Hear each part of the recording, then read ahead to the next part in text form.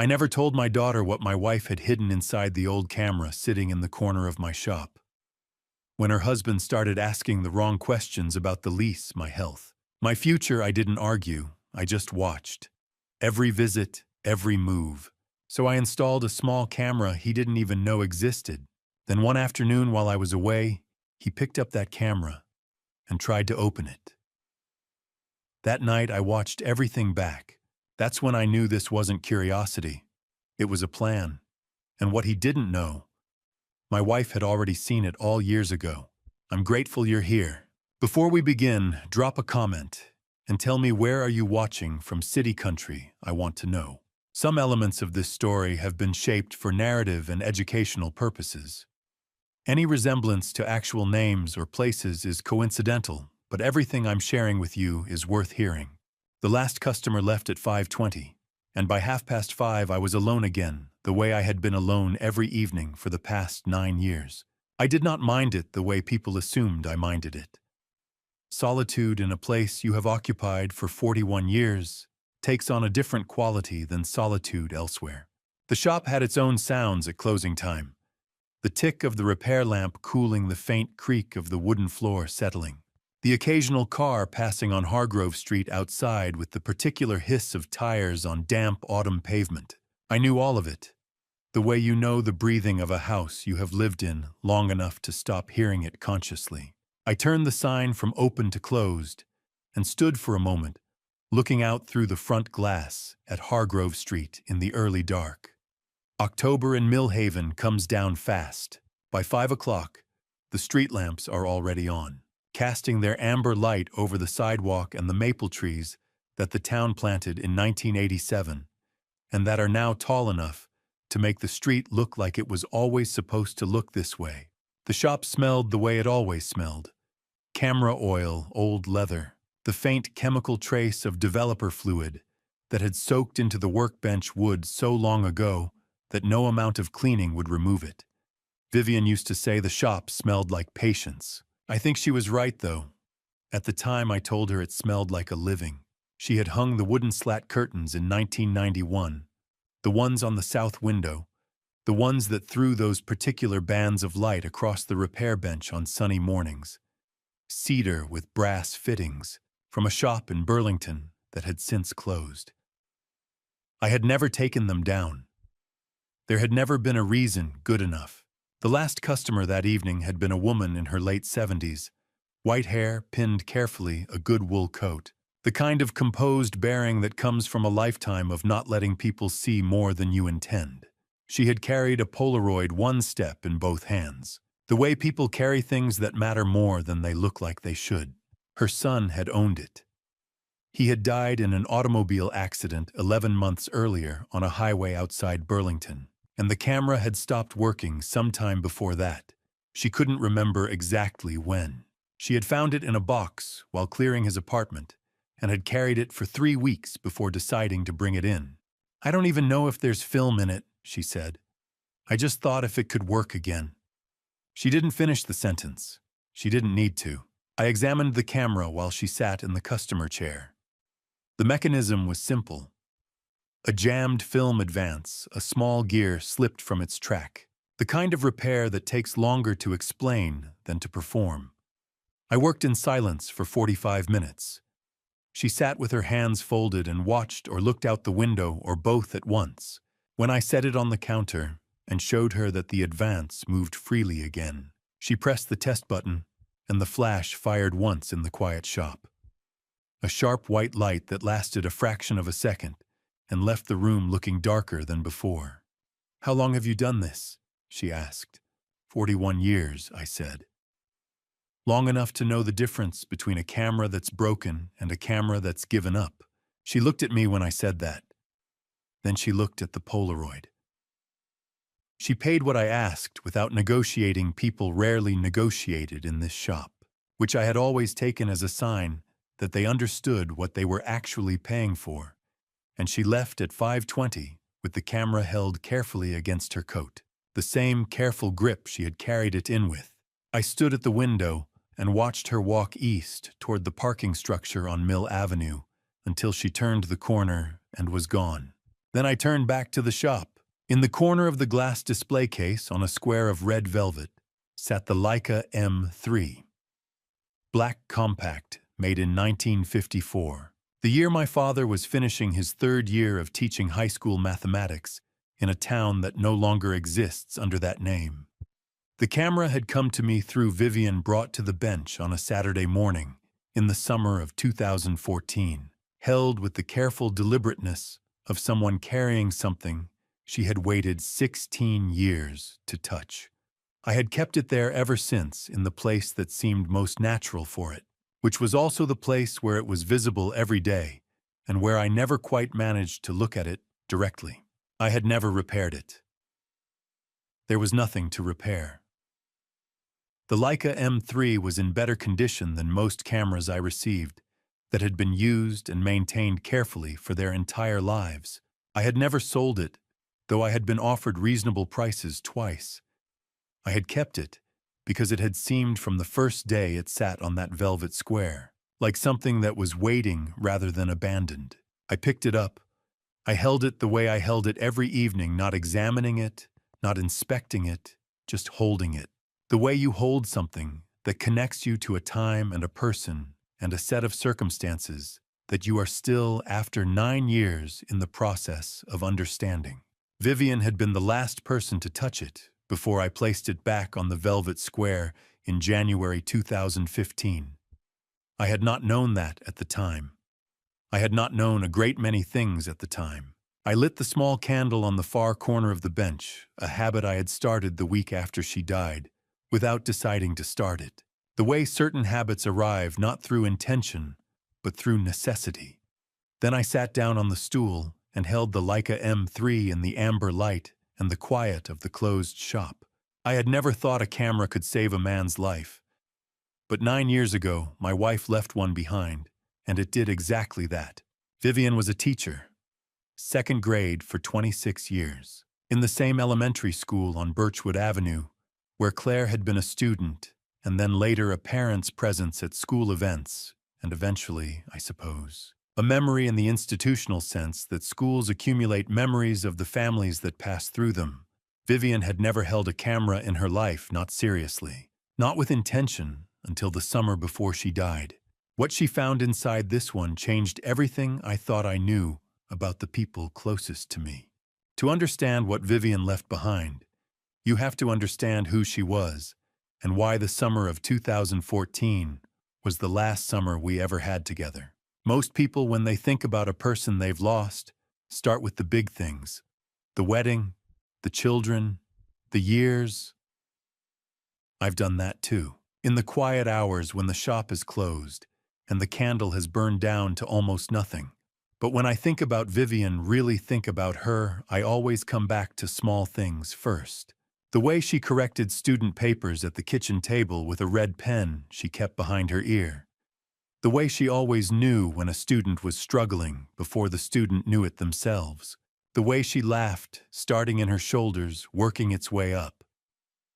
26 years in a second-grade classroom in Millhaven will give a person a particular kind of patience, and Vivian had it in abundance. She applied it to everything: difficult children, difficult parents, and one difficult camera repairman who sometimes forgot that not everything needed to be taken apart to be understood. She was 58 years old when the doctors in Burlington gave us the diagnosis: pancreatic cancer, stage 4. The kind of news that arrives in a hospital room and rearranges everything in the world outside it. We drove home from Burlington in the kind of silence that has nothing to do with peace. I remember the way the light looked on Lake Champlain as we crossed the bridge, flat and gray, the way water looks when the sky can't decide what it wants to be.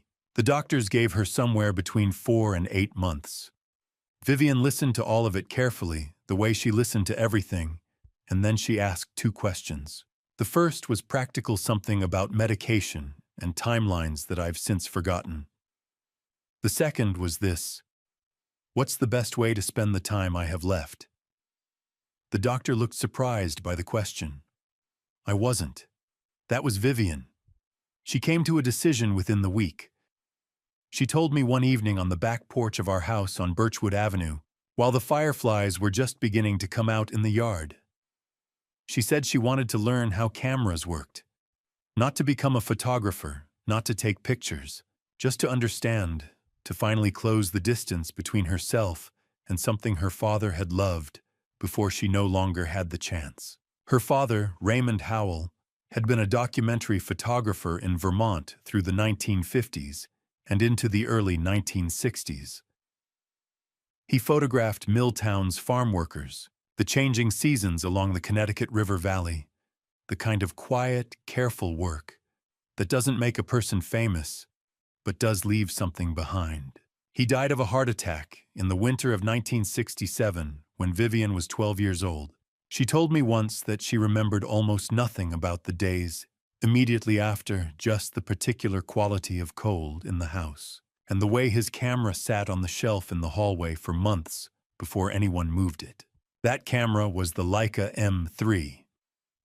Black body, 1954, the same one that had sat in the corner of my display case for as long as I could remember, before I understood what it really was. Raymond had bought it new the year it came out, and carried it through every assignment he ever worked.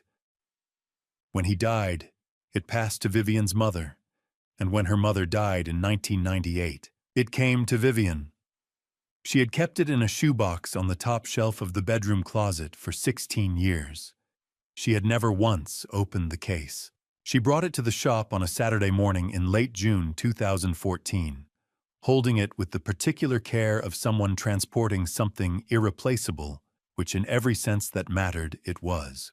"Teach me how it works," she said, setting it on the repair bench between us. "I want to understand what my father loved. I should tell you something about the Leica M3 because it matters to this story. It was made in Wetzlar, Germany, beginning in 1954, and it is, by any honest measure, one of the finest mechanical cameras ever built. It has no battery, no electronics of any kind. It runs entirely on precision engineering gears, springs, levers, and the careful calibration of metal against metal. To use one properly, you have to slow down. You have to think before you shoot. Raymond Howell understood that. I think that's why he loved it. For 3 weeks at the end of that summer, every Saturday and Sunday afternoon, Vivian sat at the repair bench while I walked her through the camera, how the shutter curtain worked, how to clean the rangefinder glass without leaving streaks, how to advance the film and feel by the resistance of the winding lever alone whether the mechanism was running true. She was a careful student, methodical, unhurried, asking questions that went straight to the center of things. She reminded me more than once why I had married her. It was on the 3rd Saturday that she found it.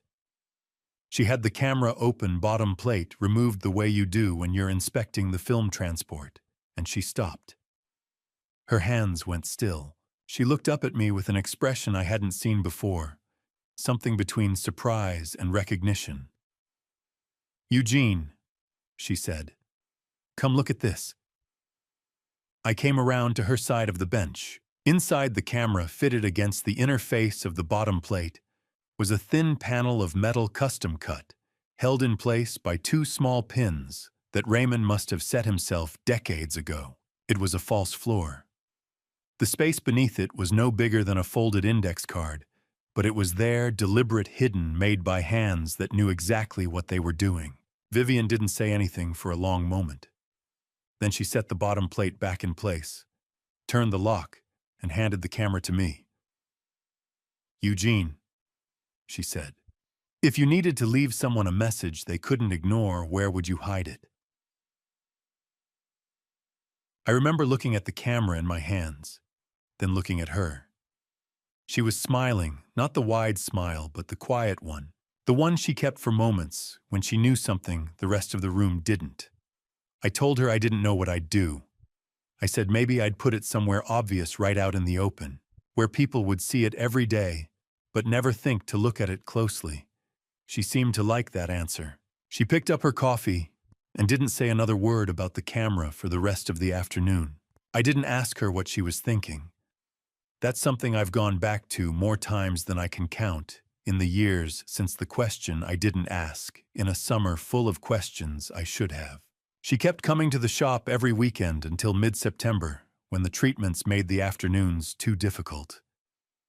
By then, she knew the Leica well enough to take it apart blindfolded, I think. She never told me what she found in that hidden space, or whether Raymond had left anything there, or whether she had put something there herself. I didn't press her. That was the mistake. Vivian died on a Thursday morning in January 2015, in the room at the end of the hall in our house on Birchwood Avenue. The Leica M3 was on the nightstand beside her. She had asked me to bring it up from the shop a week earlier. I didn't know why. I thought she just wanted it nearby. She left me the camera. She left me the shop. And she left me something else, something I wouldn't find for another 8 years, because I wasn't ready to look. 5 years after Vivian died, I had settled into a kind of quiet. Not the grieving kind that had passed through me in the first year, the way a hard season passes, leaving the ground changed underneath. What I'd settled into by 2020 was something steadier. The shop opened at 8:30 and closed at 5:30. I ate dinner at the kitchen table on Birchwood Avenue with the radio on. I lit the candle each evening beside the Leica. I slept, woke, and did it again. It wasn't a small life. It was a life that fit the shape of what I had left, and I had made my peace with that.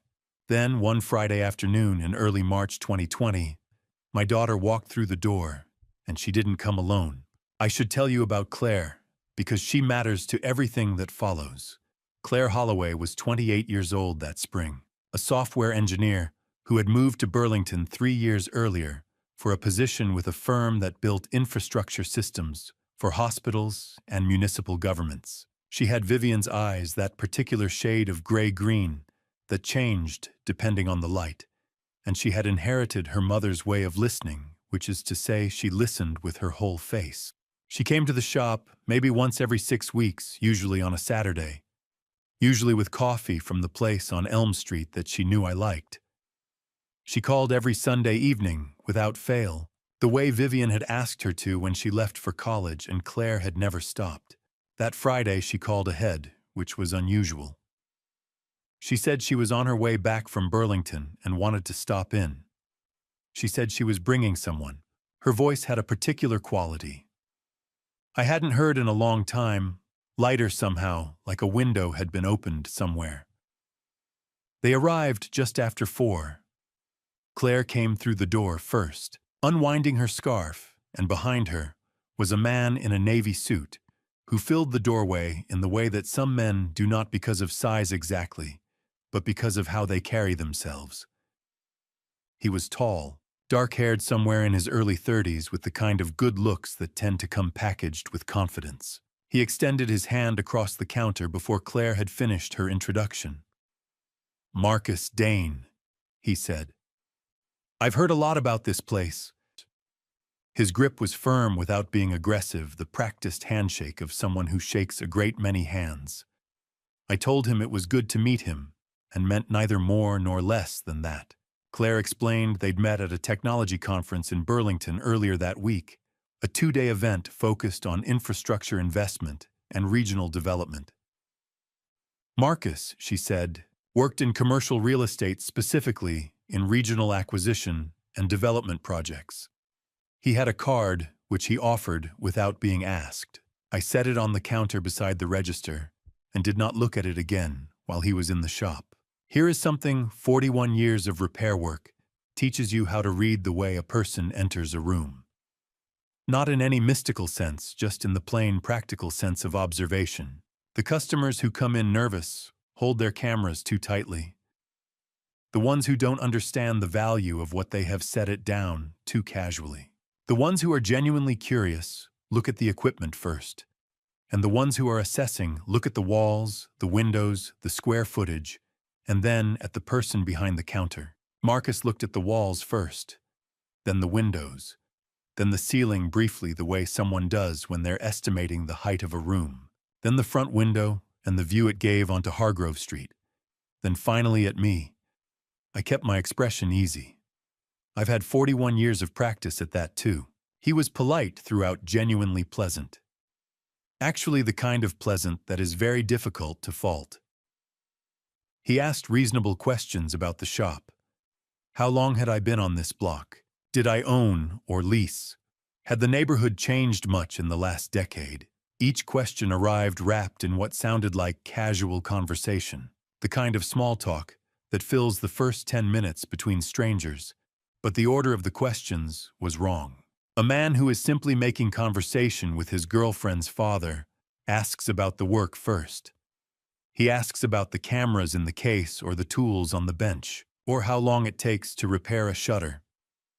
He does not begin within the first 5 minutes by asking about the lease arrangement and whether the Hargrove block had appreciated in value. At one point, Marcus gestured toward the front window and said, 41 years in the same spot, that's remarkable. This whole block must be worth something now. I smiled at him. It's worth exactly what it's always been worth to me. He smiled back, and the moment passed, and we talked about other things. Claire showed him the display case. He asked a few questions about the cameras there, surface questions, the kind that satisfied Claire that he was interested. When they left 20 minutes later, Marcus shook my hand again with the same practiced confidence and said it had been a real pleasure. Claire hugged me at the door and mouthed "Call you Sunday" over his shoulder. I stood at the front window and watched them walk down Hargrove Street to his car, a dark gray sedan late model maintained rather than flashy. I watched until they turned out of sight. Then I went back to the bench. There was a Nikon FM2 waiting for me, a stuck mirror mechanism straightforward enough. I picked up my tools and went to work, but my hands were doing the job while my mind was somewhere else entirely. I was thinking about something Vivian said to me once during one of those Saturday afternoons in the summer of 2014, when we were working through the AITA together. We'd been talking about her father, about Raymond, and the way he'd moved through the world with that camera. She had mentioned almost as an aside that Raymond used to say something he'd learned from years of photographing people in their own spaces. He always said, Vivian told me, that the most dangerous people are the ones who look at a place and see numbers before they see people. I had nodded at the time and gone back to the aperture blade I was cleaning. I had thought it was a photographer's observation, something about the difference between seeing truly and seeing superficially. I had not thought about it again for 6 years. Standing in the shop that Friday evening with Marcus Dane's business card sitting beside my register and the sound of his car fading down Hargrove Street, I thought about it now. I told myself I was being an overprotective father. I told myself that Marcus was simply a confident young man in a new city, asking the kinds of questions that people in his profession asked, about everything out of habit, the way I asked about shutters and aperture rings out of habit. I told myself that Claire was happy, and she was visibly, genuinely happy in a way I hadn't seen in years, and that was what mattered. I almost believed it. I would have believed it, I think, if the questions hadn't started. Claire and Marcus married in August 2021. By January of the following year, the questions had begun small, at first the kind you could mistake for curiosity. I should be honest about something. After that Friday afternoon in March 2020, I spent a few weeks turning Marcus Dane over in my mind, the way you turn a piece of equipment over in your hands when something about it doesn't sit right. I couldn't find the specific fault. Everything about him was correct on the surface, polite, attentive to Claire, respectful to me in the measured way that a certain kind of man is respectful to the fathers of women he is pursuing. Claire was happy. That part was real, and I knew the difference between performed happiness and the genuine article. By the time they announced their engagement that November, I had nearly convinced myself that a camera repairman's habit of looking for hidden mechanisms had led me somewhere it didn't belong. The wedding was held on a Saturday in August at a small venue outside of Millhaven, with a view of the hills to the east.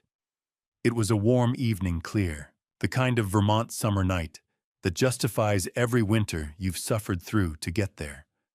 Claire wore a dress the color of cream. She looked like her mother in a way that caught me off guard, the way those resemblances sometimes do, arriving not in the features you expect, but in a gesture, a tilt of the head, a quality of stillness. I danced with her once badly, and she laughed at me the same way Vivian used to, starting in her shoulders. I drove home that night, thinking I had done something right. By January 2022, I had stopped thinking that. It started at dinner. Claire and Marcus had moved into a house on Pembroke Lane the previous fall, a two-story colonial with a covered porch and a yard that backed up against a stand of birch trees, the kind of house you buy when you intend to stay somewhere.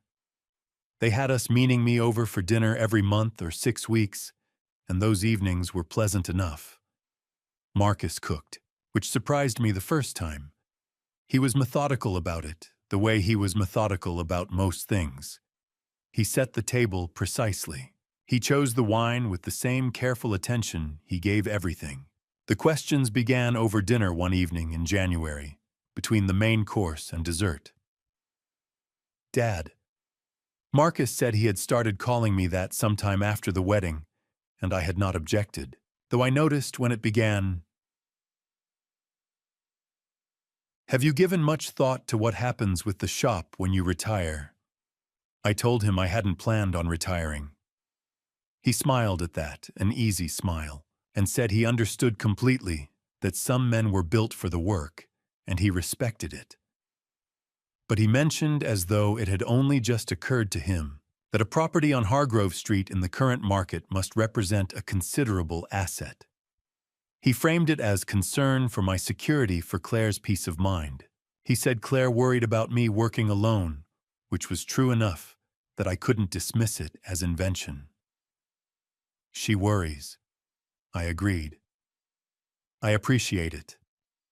We just want to make sure you're taken care of, he said, and poured more wine, and the conversation moved on to something else. I drove home that night in the quiet, turning the exchange over. The question itself wasn't unreasonable. A son-in-law asking about an aging father-in-law's retirement plans could be nothing more than exactly what it appeared. But the sequence of it had bothered me, the way he'd moved from general concern to property value to Hargrove Street, specifically in the span of about 90 seconds, without it seeming rushed. That took practice. The same question came back in different forms over the next 2 months. At a Sunday lunch in February, Marcus mentioned that a commercial property 2 blocks from the shop had recently sold at a significant premium, and wasn't it something how the whole district was changing? At a dinner in early March, he asked whether I owned the building outright, or leased, just curious. He said in case there were options worth knowing about for tax purposes. Each time, the question arrived wrapped in something that sounded like care.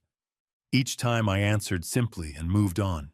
I kept a small notebook, brown cover, unlined pages, the kind I'd used for repair notes for 30 years. I started writing the dates and the questions down. Then came the afternoon that changed things. Doris Kaplan had worked in my shop for 12 years. She was a compact, efficient woman in her late 50s who had come to me originally to have her husband's Argus C3 restored and had never quite left. She knew the inventory the way I knew it, by feel as much as by sight, and she had a particular system for the paper files in the back office, lease documents, vendor contracts, insurance records, tax filings, all arranged in a specific order she had established in her first year and never deviated from since. On a Thursday afternoon in late March 2022, Marcus stopped by the shop. He said he was picking Claire up for dinner, and she'd asked him to meet her there. Claire arrived about 20 minutes later, and they left together. Doris stayed to close up, as she often did on Thursdays. The next morning, she came to me before we opened. "Eugene," she said, setting her coat on the hook by the door. "Chadellon, I don't want to make something out of nothing, but the files in the office aren't the way I left them." She described it precisely: 2 folders pulled slightly further forward than the others, the lease documents and the property insurance summary. Not dramatically out of place, the kind of shift you'd only notice if you'd arranged them yourself and had reason to look carefully. She said she might have moved them herself without thinking, but she didn't believe so. I thanked her.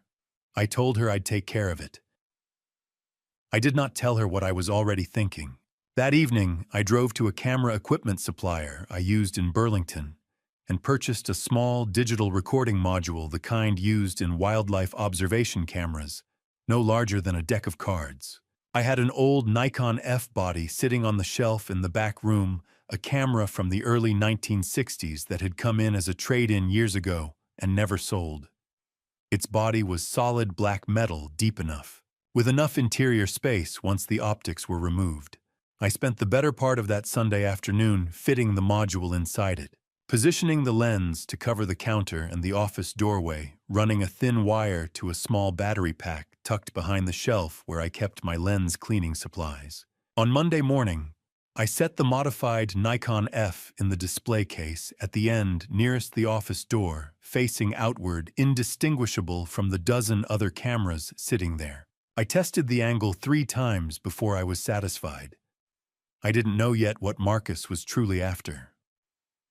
But I knew one thing Vivian had taught me, or rather, one thing she'd reminded me that her father had understood before either of us: a camera doesn't lie.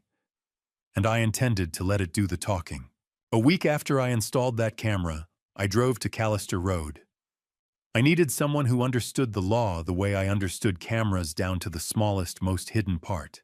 Frank Obenhaus had his office in a building near the corner of Callister and Main, a 2-story brick structure that had been a dry goods store in a previous century and still carried that quality of solidity, as though the walls had been built to hold something heavier than paper files and legal arguments. His name was on a brass plate beside the door. Just his name, and the word attorney beneath it, no flourishes, no list of specialties. Frank had never needed to advertise what he was good at. I had known him since 1998, when a dispute over the terms of my building lease on Hargrove Street had required someone who could read a commercial contract the way I read a camera mechanism, looking for the place where the tolerances were off. Frank had found it in 40 minutes. We had stayed in touch in the way that men of a certain generation stay in touch, not frequently, but reliably. A phone call every few months. The occasional lunch.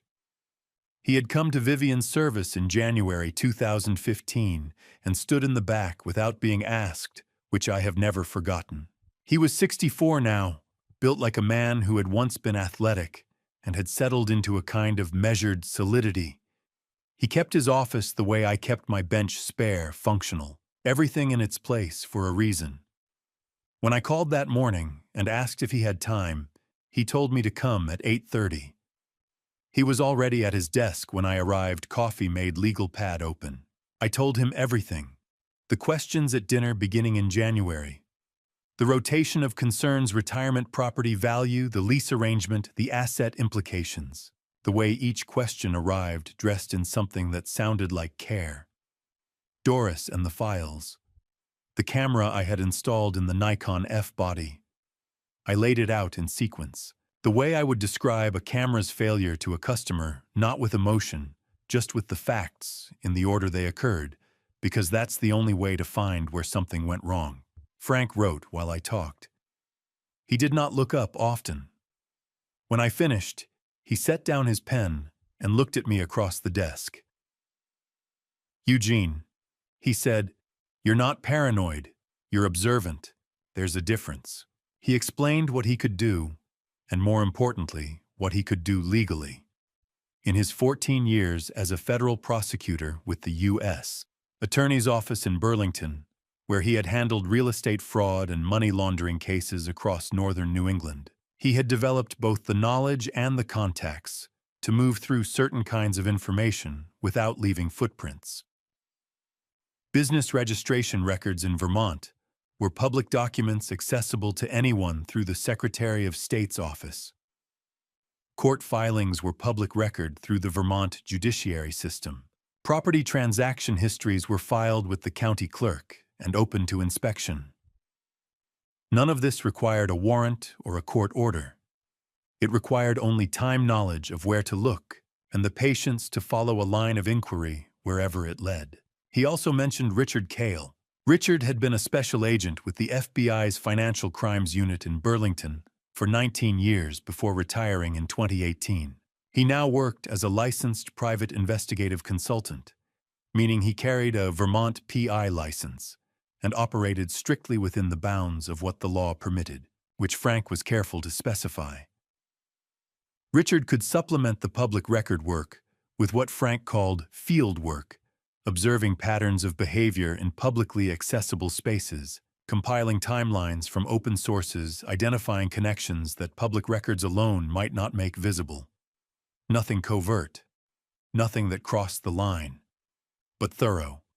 "I want to be clear about something," Frank said, leaning back in his chair. "Right now, what you have is a pattern of behavior that concerns you. That's not nothing. I've seen cases start with less. But it's not evidence of anything illegal yet. What we're doing at this stage is building a picture. If there's something to find, we'll find it. If there isn't, you'll know that too." I told him I understood. I told him to start. He called me in the third week of September. I was at the bench, a Pentax Spotmatic with a sticky aperture, when my phone rang. Frank's voice had a particular quality when he'd found something significant, a kind of deliberate evenness, like a man making sure he doesn't say more than he means to. He asked me to come to the office. I closed the shop early for the first time in 11 years. Frank had a folder on the desk when I arrived, thin but specific. He opened it and walked me through what he and Richard had found. Marcus Dane and a commercial real estate attorney named Neil Pressler had met at least 4 times in the past 6 months, documented through a combination of public property filing records and Richard's lawful observation of their movements in publicly accessible locations, specifically the office building on Birch Street, where Pressler maintained his practice. The meetings had begun in March 2022, within weeks of Marcus's questions escalating at our family dinners. Frank explained who Neil Pressler was, because the name meant nothing to me. Pressler had been in commercial real estate law in Vermont for over 15 years, with a practice focused on a specific and somewhat unusual niche: the acquisition of commercial properties where ownership was complicated, contested estates, liens, aging proprietors without succession plans, buildings where circumstance had created leverage for a buyer willing to be patient and strategic. He was not the kind of attorney you hired for a standard purchase agreement. He was the kind you hired when the transaction required a particular approach. "This is not the attorney a son-in-law hires because he's curious about his father-in-law's retirement options," Frank said. "No," I agreed. "It isn't." Frank set the folder on the desk between us and looked at me steadily. "Marcus isn't working alone, Eugene. And whoever he's working with, they've done this before." I drove back to Hargrove Street in the early October dark and sat in the shop for a long time after. The camera I'd hidden in the Nikon F-body had been running for 5 months. Frank had confirmed that the concern I'd carried since that Friday afternoon in March 2020 was not the invention of an old man's imagination. Something was being built around me carefully, patiently, by people who understood how to do it. I didn't know yet how large it was. That would come later. What I knew that evening was enough. The shape of it had begun to show, the way a photograph develops in the tray, slowly at first, then all at once. Frank's words stayed with me through October. Then, on a Thursday afternoon in November, Marcus came to the shop alone for the first time. I heard the bell above the door at 4:15. I was in the back room reassembling a Canon AE1 that had come in with a broken shutter spring, and I took a moment before coming out long enough to hear footsteps cross the front room, pause near the repair counter, and then move toward the office doorway. Not browsing, orienting, I set down the Canon and walked out. Marcus was standing near the glass display case with his hands in his coat pockets, looking at the cameras behind the glass with the expression of a man who is looking at one thing while thinking about something else entirely. He turned when he heard me and smiled the easy, open smile that I had seen across 40 or so family dinners, and that I had until April taken entirely at face value. "Come," he said. I was in the neighborhood. Claire mentioned she left a camera here for repair, thought I'd save her a trip. The camera in question was a Minolta Hymatic F that Claire had dropped off in September. I had finished it in October. It had been sitting in the ready shelf for 6 weeks. "I have it," I said. "Give me a minute." I took my time going to the shelf. Long enough to be natural, not long enough to be deliberate. When I came back and set the Minolta on the counter, Marcus was still near the display case, but he had moved slightly closer to the door that led to the back office. Not inside it, just closer. "How's business?" he asked. "Steady," I said. "Same as always." He picked up the Minolta and turned it over in his hands. He was not looking at the camera. He was doing what people do when they want to appear occupied while they think. "You know," he said, setting it back down. "I was talking to someone the other day about this part of Hargrove. The whole corridor is changing, Dad. New development coming in from the north end. The waterfront project. It's going to look very different in 5 years." He paused. "Have you ever thought about what this place could become, what it could be worth?" I looked at him steadily. "It became exactly what it was always meant to be," I said. 41 years ago. He smiled at that. Not the easy smile, but a smaller one, the kind that appears when something lands differently than expected. He took the Minolta and said he'd let Claire know it was ready. I told him it was ready now, he could take it. He said he'd rather she pick it up herself, that she'd want to check it was working properly. He left the camera on the counter and said he'd be in touch. He was almost to the door when his phone rang. He glanced at the screen and pushed through to the sidewalk without quite pulling the door closed behind him. The gap was perhaps 4 inches, enough to let in the cold November air and enough to carry sound. I did not move toward the door. I stood behind the counter and did not move at all. The voice I heard was Marcus's, lower than his indoor register, the clipped efficiency of a man handling business rather than performing warmth. "The lease structure is cleaner now. 3.1. Yes." A pause. "The old man's health will be a factor if that changes the timeline we adjust. Tell Neil to hold the filing until we know more." Then the sound of feet shifting on cold concrete. Then silence.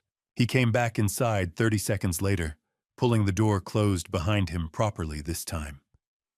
The smile had not changed.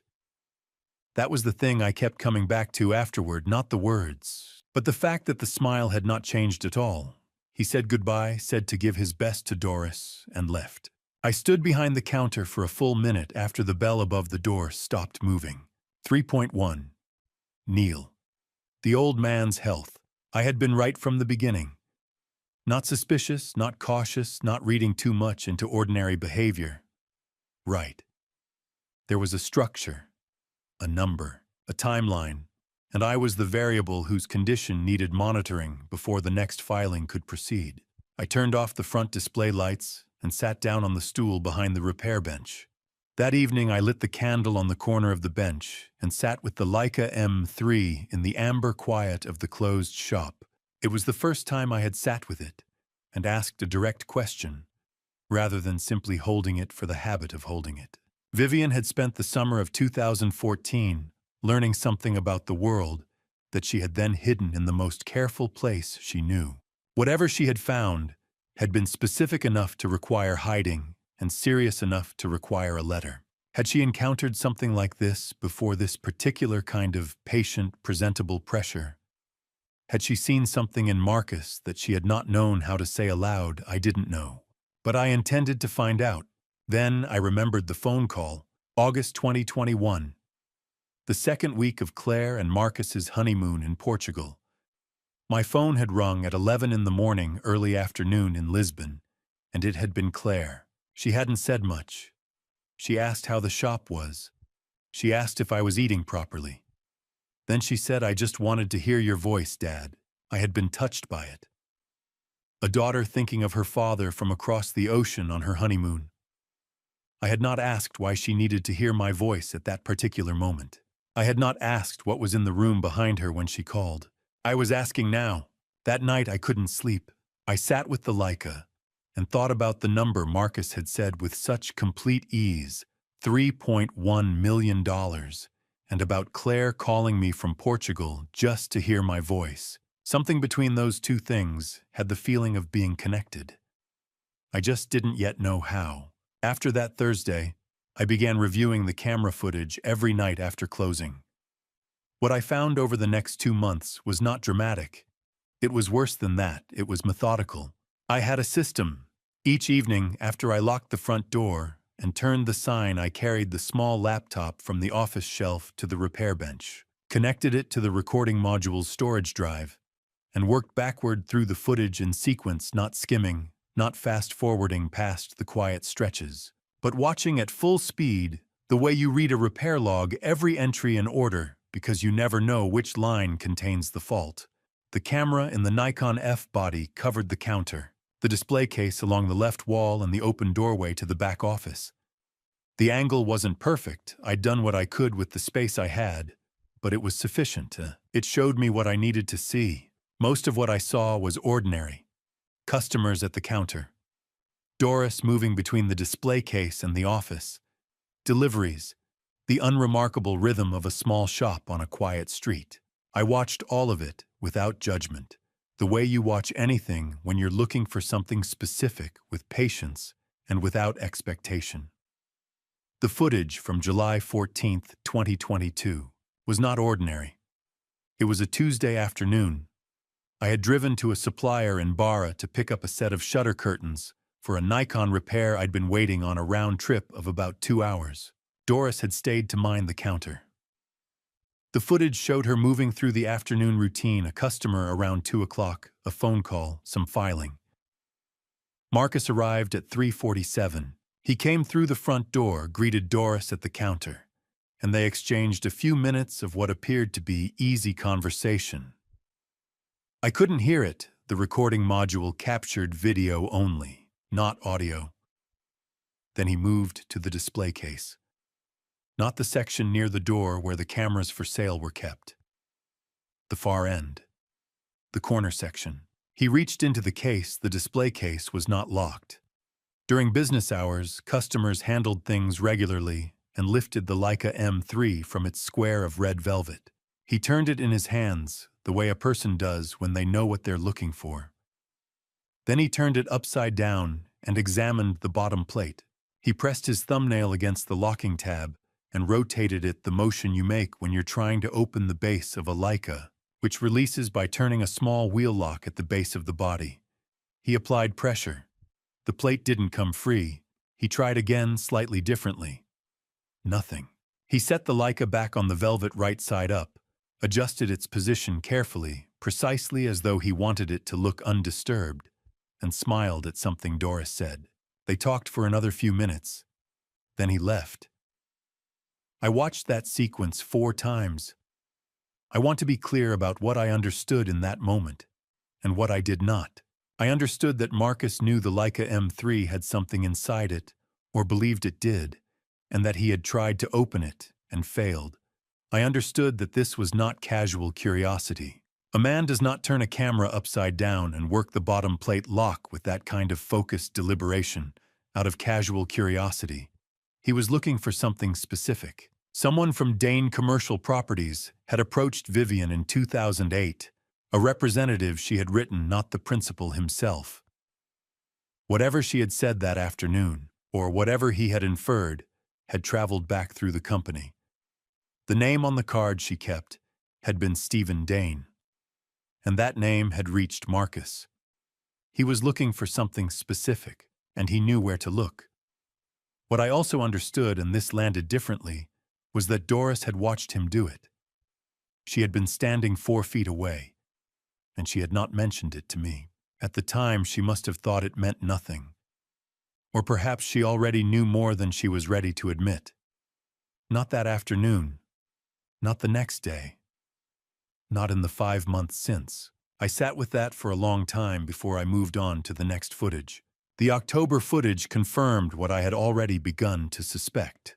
On the evening of January 11th, 2023, a Wednesday, after I had left for the day, Doris remained in the shop for 37 minutes past closing time. The footage showed her going to the filing cabinet in the back office, opening the second drawer, the one that held lease documents, insurance records, and tax filings, and photographing several pages with her cell phone. She was unhurried about it. She knew the shop's schedule. She knew when I came and went. I watched the footage in the dark of the back office with only the laptop screen for light. I did not close the laptop. I did not make a sound. I simply noted the date and the time and continued watching. It was Frank who called me the following week with the third piece. He had asked Richard Cale to extend the inquiry beyond Marcus's direct movements, looking at the supporting network around Neil Pressler, anyone with regular contact, who might be feeding information into the acquisition effort. Richard had found her through the kind of careful, lawful observation that took time tracking patterns of movement in public spaces, cross-referencing names against public professional directories, following a thread of association until it led somewhere. Her name was Sandra Holt. She worked as a client services coordinator at a regional health insurance company that administered the supplemental coverage plan I had carried for 11 years, the plan that processed my annual physicals, my prescription records, my cardiology follow-up from 2019. She and Neil Pressler had been observed meeting twice at a coffee shop on Commerce Street over the past 3 months, outside of any professional context that public records could explain. Frank was careful when he explained this to me. What Sandra Holt appeared to be doing, sharing information about a policyholder's medical status with a third party, was a serious federal violation. The Health Insurance Portability and Accountability Act, which most people know simply as HIPAA, prohibits the disclosure of a patient's health information without explicit consent. The penalty for willful violation runs into significant fines and potential criminal charges. She was, in other words, not simply helping someone. She was breaking the law to do it. What Marcus wanted from her was simple. He wanted to know how healthy I was. He wanted to know how much time he had. I closed the laptop and sat in the dark for a long time. The shop was completely quiet. No traffic on Hargrove Street. No wind, just the faint tick of the mantel clock above the display case.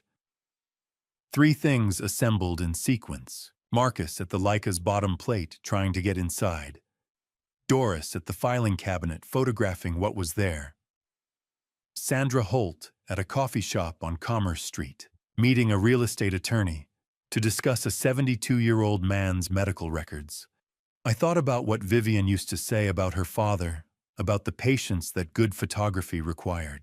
Raymond never rushed a photograph, she had told me once, sitting at the bench in the summer light. He waited for the right light.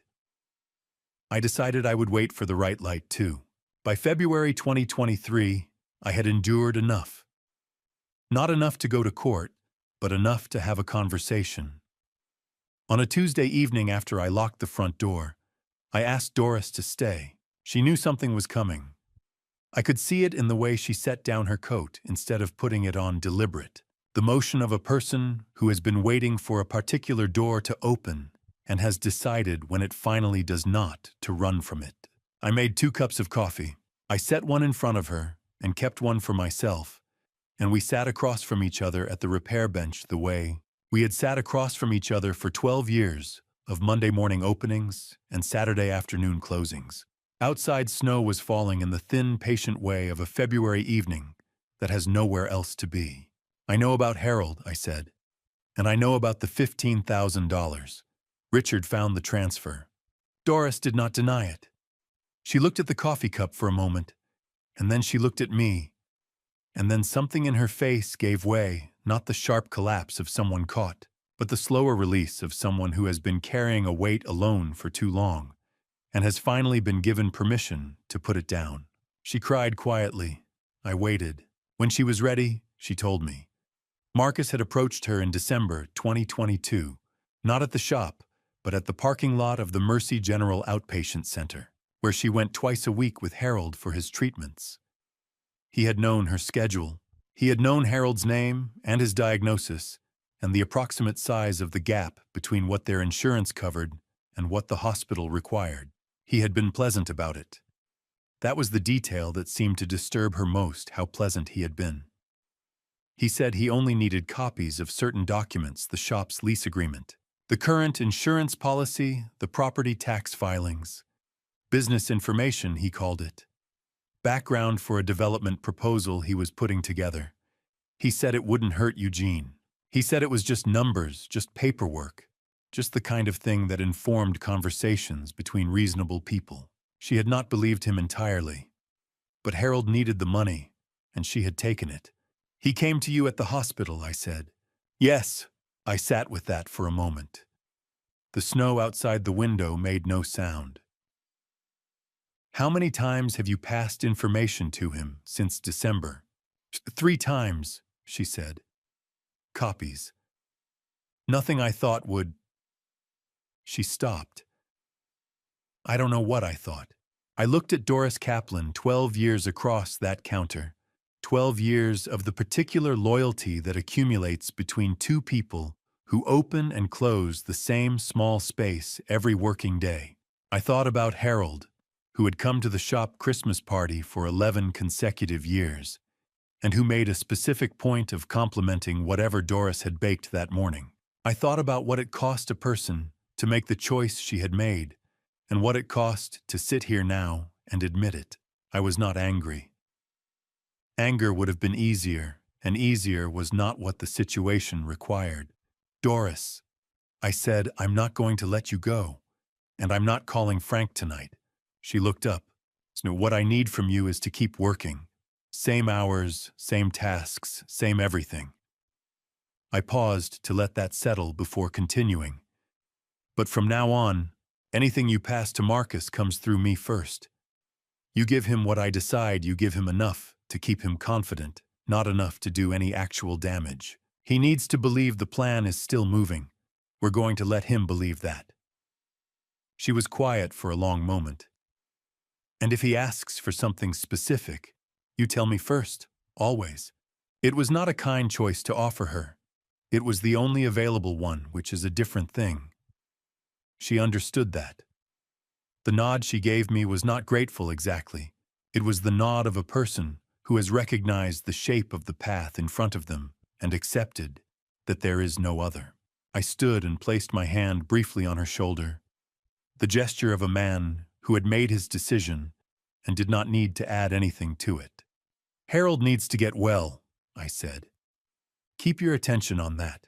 She put on her coat at the door and then paused with her hand on the frame. Eugene, she said, be careful. Whoever Marcus is working for, they're not small.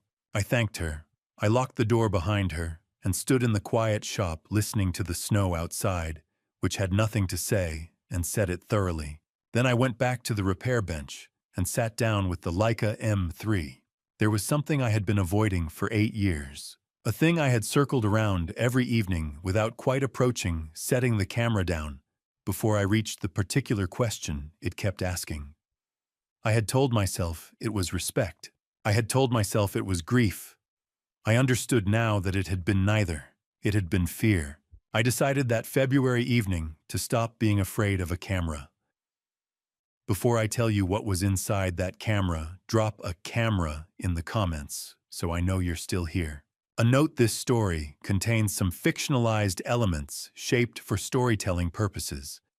Names and settings are coincidental, but what it teaches, I believe that part is worth your time. March passed slowly. April arrived with mud season, and the particular smell of wet Vermont earth that comes up through the sidewalk cracks on. Warm mornings and reminds you that the ground has been frozen for 5 months and is only now remembering what it is. On the third Sunday of April 2023, I finally picked up the Leica M3, not to hold it, not to clean it, to open it the way Vivian had shown me in the summer of 2014, the way I had not opened it since. Because opening it had always meant arriving at the question I had not been ready to answer. The shop was closed. The candle was lit on the far corner of the bench, the same as every evening.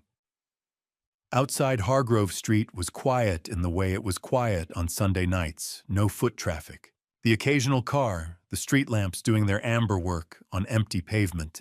I set the Leica M3 on the velvet square and looked at it for a moment.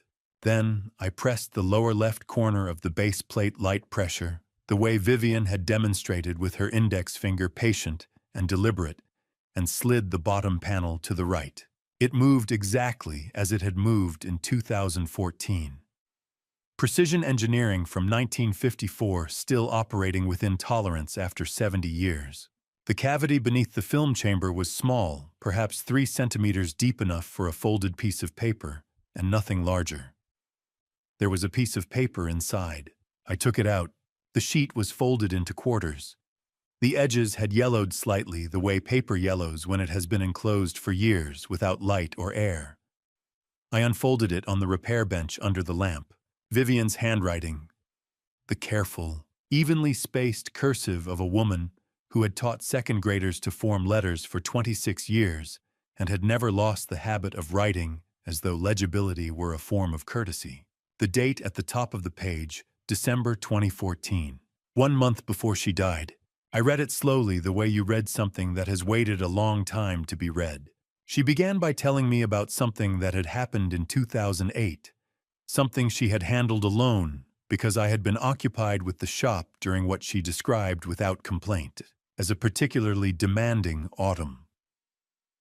A man had come to her school, not to her classroom, but to the parking lot, on a Tuesday afternoon in October when she was walking to her car after the faculty meeting. He had introduced himself as a representative of a regional development company. He had been well-dressed and pleasant, and entirely specific.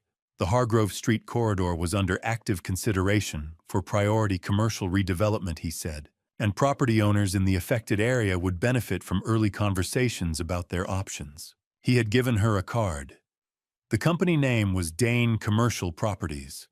His employer, he said, was a regional principal named Stephen Dane. Vivian had thanked him and driven home and said nothing to me, but she had kept the card.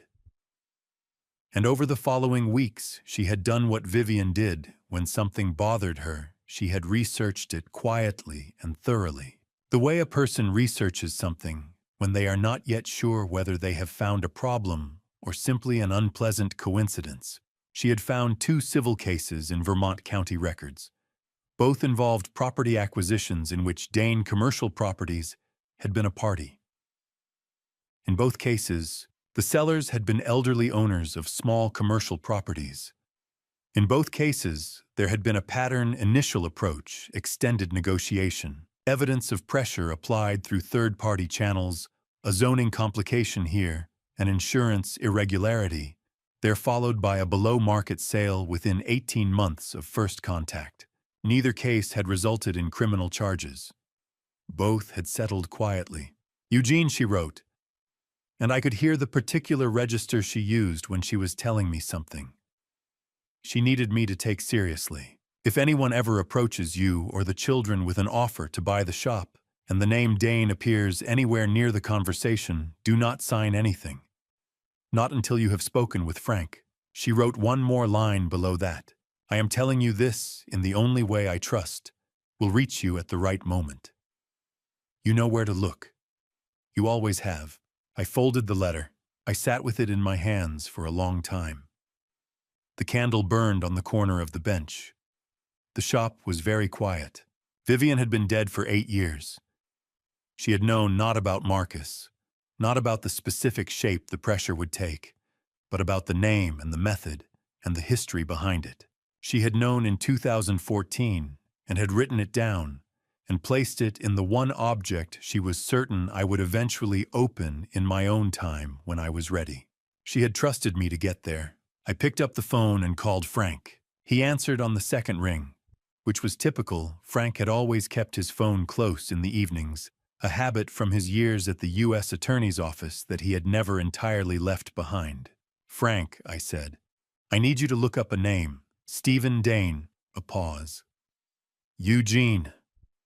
His voice had shifted the way Frank's voice shifted when something moved from the category of concerning to the category of significant.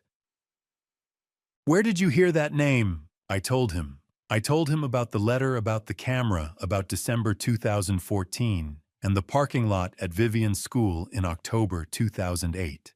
I told him about the 2 civil cases she had found and the pattern she had described. The silence on his end lasted longer this time. "Come to my office tomorrow morning," he said. First thing. I was at Frank's office at 7 in the morning. He had been there for an hour already. Frank Obenhaus had spent 14 years as an assistant U.S. attorney before leaving the government in 2009 to open a private practice on Callister Street. He was 65 years old, methodical in the way that people become methodical when they have spent decades building cases that required everything to hold under pressure.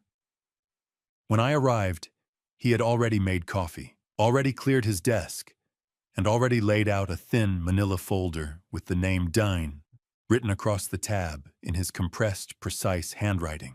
"Sit down," he said. I sat. "I know that name," he said, "because in 2011 I ran a preliminary investigation into Dane Commercial Properties as part of a broader fraud inquiry. We couldn't make a case, not enough documentation at the time, and a key witness declined to cooperate. But the file existed. I kept detailed personal notes when I left the office, the kind of thing a prosecutor writes for himself, not for the file." He paused. "When you called last night, I pulled it. Then I called Richard Cale. Richard Cale was a former FBI financial crimes analyst who had retired to Burlington 3 years earlier and who occasionally assisted Frank on complex civil matters. By the time I arrived at Callister Street, Richard had already run a current search on Dane Commercial Properties through the Vermont Secretary of State's database and 3 national business registry systems.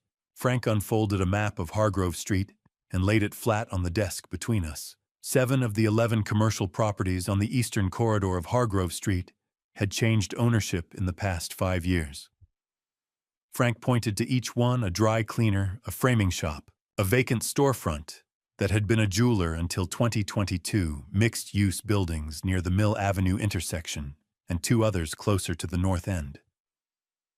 Different buyers on paper, different LLC names, the same registered agent on every filing, a name that appeared in the 2011 file as well. A paralegal who had processed incorporation documents for 4 separate Dane-adjacent entities over the past decade. "Dane Commercial Properties is assembling a block," Frank said. "The plan," and Richard confirmed this through a commercial development proposal filed with the Millhaven Planning Commission in 2021, "is a mixed-use commercial complex, retail on the ground floor, office and residential above. Estimated development value $18 million. He placed his finger on the corner parcel at the intersection of Hargrove and Mill, the Holloway Repair and Camera Shop. "Without the corner building," he said, "the footprint doesn't work. The project requires continuous frontage along both streets for the anchor retail spaces. Your building is the last piece. It has been the last piece since at least 2020 when Dane acquired the adjacent property." I looked at the map. I looked at the finger on the corner. "Marcus," I said. Frank moved to the second page of Richard's report. Marcus Dane, younger brother of Stephen Dane by 6 years, was listed as Regional Operations Director of Dane Commercial Properties in the company's most recent annual filing. He had held that title since 2018. "The Burlington Conference where Marcus met Claire," Frank said. "March 2020. Richard pulled the attendee registration. Marcus was listed as a speaker on a panel about commercial corridor development in secondary Vermont markets." He looked at me. The conference venue was 45 minutes from Hargrove Street. Claire's employer had sponsored the event. Her name was on the attendee list, which was published on the conference website 2 weeks before the event, listed with her employer and her title. Richard found a LinkedIn profile that named her father. It took him approximately 4 minutes. I said nothing. She was selected," Frank said, not unkindly, simply as a fact that required stating. The meeting was not accidental. I sat with that for a moment. The April light came through Frank's office window at a low angle and lay across the map in a long, pale bar, illuminating the grid of Hargrove Street and the 7 marked parcels and the corner building that had been my address for 41 years. I thought about Claire. The particular question that had been forming since November, since the phone call through Marcus's half-open door, since the evening in the closed shop with the candle and the Leica was present, now fully shaped, impossible to ignore entirely. Had she known? I thought about the phone call from Portugal in August 2021, her voice carrying that particular quality, the careful, controlled steadiness of someone who was working to sound normal and not entirely succeeding. "I just wanted to hear your voice, Dad." I put the question away. It was not the right question for this morning. This morning required a different kind of attention. "How long do we have?" I asked. "Richard's assessment is roughly 6 months before they move to a formal acquisition offer. They'll want a decision before the Planning Commission's corridor vote in December 2024. Frank closed the folder. "They've been building this for 5 years, Eugene. Everything since Marcus met Claire has been deliberate." I nodded. "Then I have 6 months to prepare," I said. Frank looked at me steadily. "There's one more thing. Someone has been watching the shop from the street. At least 3 separate evenings in the past 2 months. Richard picked it up while reviewing camera footage from the Callister Street building." He paused. "We need to find out who it is." Frank had noticed it. First, a pattern in the security footage from the camera mounted above the entrance of his building on Callister Street. A man in a dark suit, appearing near Hargrove Street on 3 separate evenings. Richard Cale had pulled the timestamps. The envelope arrived at my shop on a Tuesday morning in late June, slid under the door before I had unlocked the front deadbolt. No return address. Frank's handwriting on the front, neat, compressed. The kind of penmanship that belonged to a man who had spent 14 years writing federal briefs by hand before the courts went digital. Inside were 3 photographs, printed on standard letter paper the way you'd print a document rather than a portrait. Black and white, slightly grainy from the enlargement, but clear enough. The first showed a man standing on the south sidewalk of Hargrove Street across from my shop. He was perhaps 40 feet from the entrance, hands in the pockets of a dark suit jacket, facing the building. The timestamp in the lower right corner read, May 14th, 2023, 7:41 p.m. The second was taken from a different camera angle, slightly higher, from what I later understood was a fixture mounted on the roof overhang of the dry cleaner 2 doors down from the framing shop. The same man. Same jacket, or one very much like it. June 3rd, 2023, 8:09 p.m. The third photograph was the one I kept coming back to. It had been taken head-on, close enough that the camera had captured his face with something close to clarity. He was standing directly across from the Holloway repair and camera sign, the one Vivian had painted the lettering on herself in the summer of 1986, with a 1-inch brush and a can of forest green paint that had taken her 3 evenings to finish. The man was not walking past. He was not checking his phone or pausing to look at something else. He was simply standing there looking at the front of my shop. For what Richard had confirmed was approximately 4 minutes and 20 seconds before he turned and walked west toward the parking structure on Mill Avenue. July 7th, 2023, 7:53 p.m. There was a handwritten note paper-clipped to the back of the third photograph. Frank's hand again. Richard cross-referenced the image against Vermont Secretary of State business registration photographs and a 2019 Commercial Property Conference program, Burlington. Confirmed identity, Stephen Dane, age 44. Regional Principal, Dane Commercial Properties. Brother of Marcus Dane. I sat down on the stool behind the repair counter. I had known Stephen Dane's name since April. I had known the shape of what he was building on Hargrove Street. The LLCs, the filing patterns, the slow assembly of parcels that had been going on since 2018. Frank had explained the architecture of it. with his usual precision, the kind of precision that came from having prosecuted men exactly like Stephen Dane for 14 years without ever quite catching them. But I had not known his face. There is a particular quality to finally seeing the face of a person who has been moving through your life like a hand behind a curtain. It is not satisfying exactly. It is more like the moment in a darkroom when the image begins to resolve in the developer tray, not a relief. Because what's emerging might be something you were not entirely prepared to see clearly. Stephen Dane had a steady face. That was the first thing I noticed. Not hard, not aggressive, steady. The kind of face that would sit across a conference table and speak in reasonable tones about market value and development timelines and the natural evolution of commercial corridors. The kind of face that a 72-year-old shop owner might in a different circumstance have found reassuring. I understood then why Marcus had been sent first. I was still sitting with the photographs when the bell above the door rang and Claire walked in. She hadn't called ahead, which was not unusual on its own.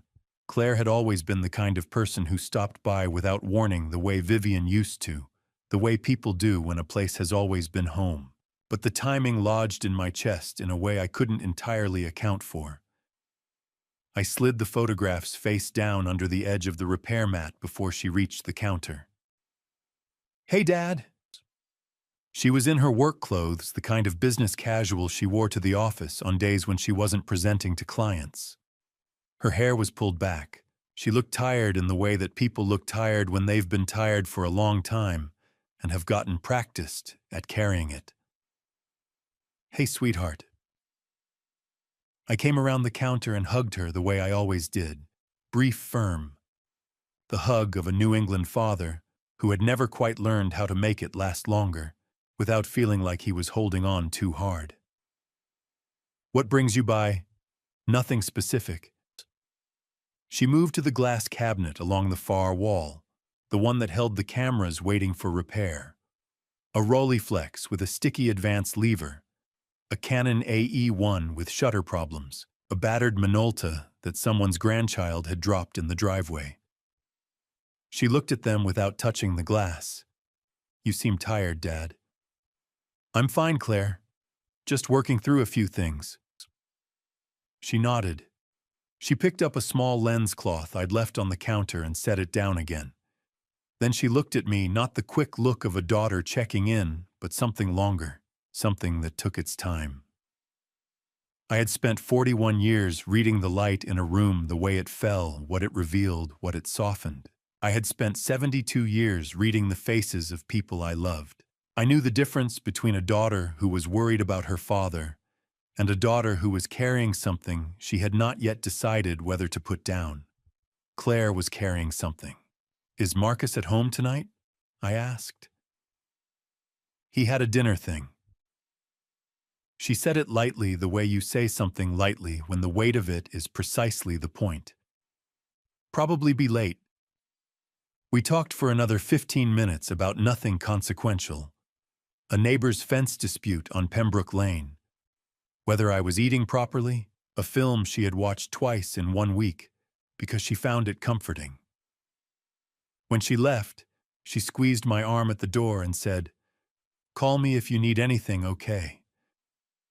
"I always do," I said. I watched her car back out of the small lot beside the shop and turn west onto Hargrove Street. Then I turned back to the counter and lifted the photographs out from under the repair mat. I stood at the front window, with the third one, Stephen Dane, looking at my sign 4 minutes and 20 seconds on a July evening, and I watched the spot on the sidewalk where he had stood, as though some trace of the moment might still be legible in the concrete. 2 separate questions. 2 separate silences. But something told me they were tied together by the same thread, a thread that had first been pulled in August 2021 on a honeymoon in Portugal, when my daughter had called me from an ocean away and said almost nothing in a voice that was working very hard to sound like everything was fine. September came with the colors that Vermont makes better than anywhere else, and with something I hadn't expected, a letter from the IRS. It arrived on a Tuesday, the second week of September 2023. A standard white envelope printed return address from the IRS Service Center in Andover, Massachusetts. I almost set it aside with the rest of the week's mail. I had been paying my taxes since 1983, 40 years, without a late filing, without a discrepancy I hadn't caught, and corrected myself, without so much as a miscalculated quarterly estimate. I was the kind of small business owner the IRS had no particular reason to notice. I opened it standing at the repair counter, with a half-disassembled Zeiss icon in front of me, and the morning light coming through the wooden slat curtains, the way it always did in September. Amber and slightly slanted, the sun lower now than it had been in July. The letter informed me that the Holloway Repair and Camera Shop was under examination for potential underreporting of gross revenue across the 3 most recent tax years, 2020, 2021, and 2022. I was requested to preserve all financial records for those periods pending further contact from an assigned examiner. I read it twice. Then I put the Zeiss icon down, locked the front door, and drove to Callister Street.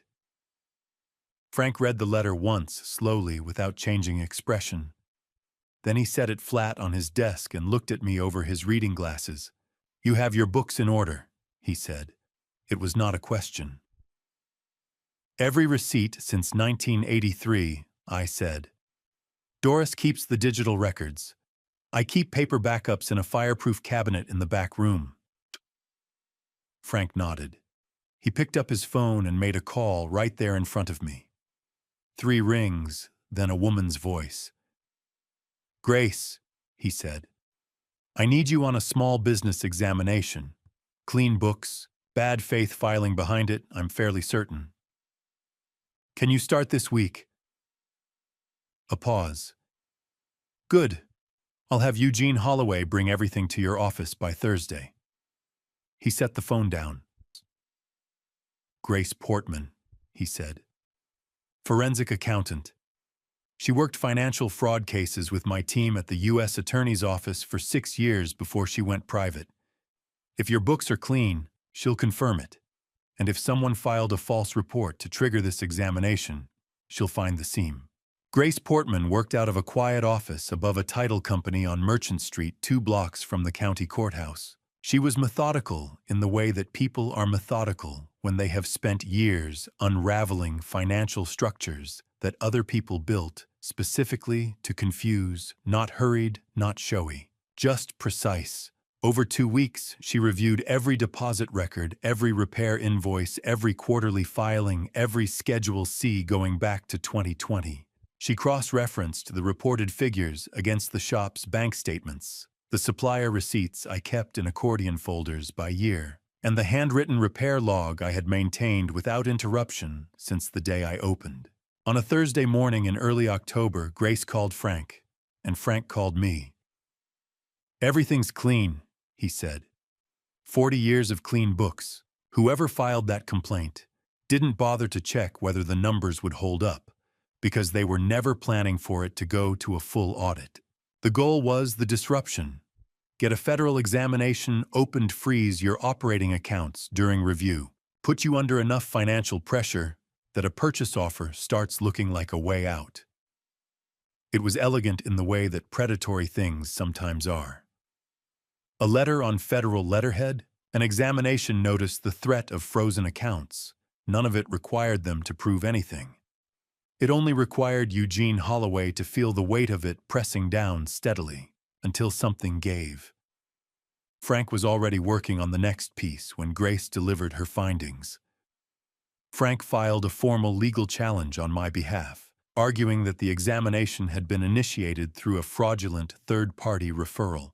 Through the discovery process attached to that challenge, and drawing on his standing as legal counsel of record, he was able to compel the IRS to identify the organizational source of the referral under the procedural rules governing bad faith examination disputes.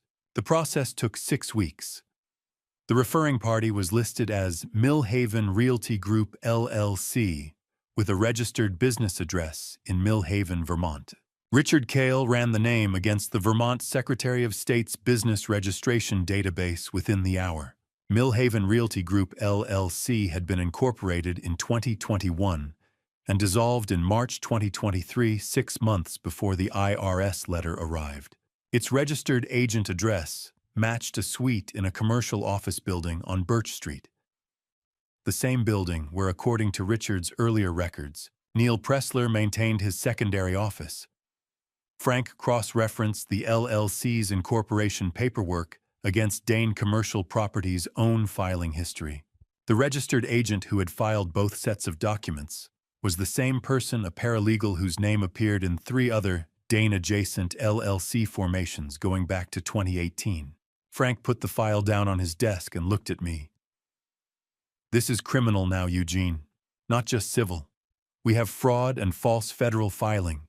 That's 18 U.S.C. Section 1001, submitting a materially false statement to a federal agency. 5 years per count." He folded his hands on the desk. "The shell company is dissolved, but the filing exists.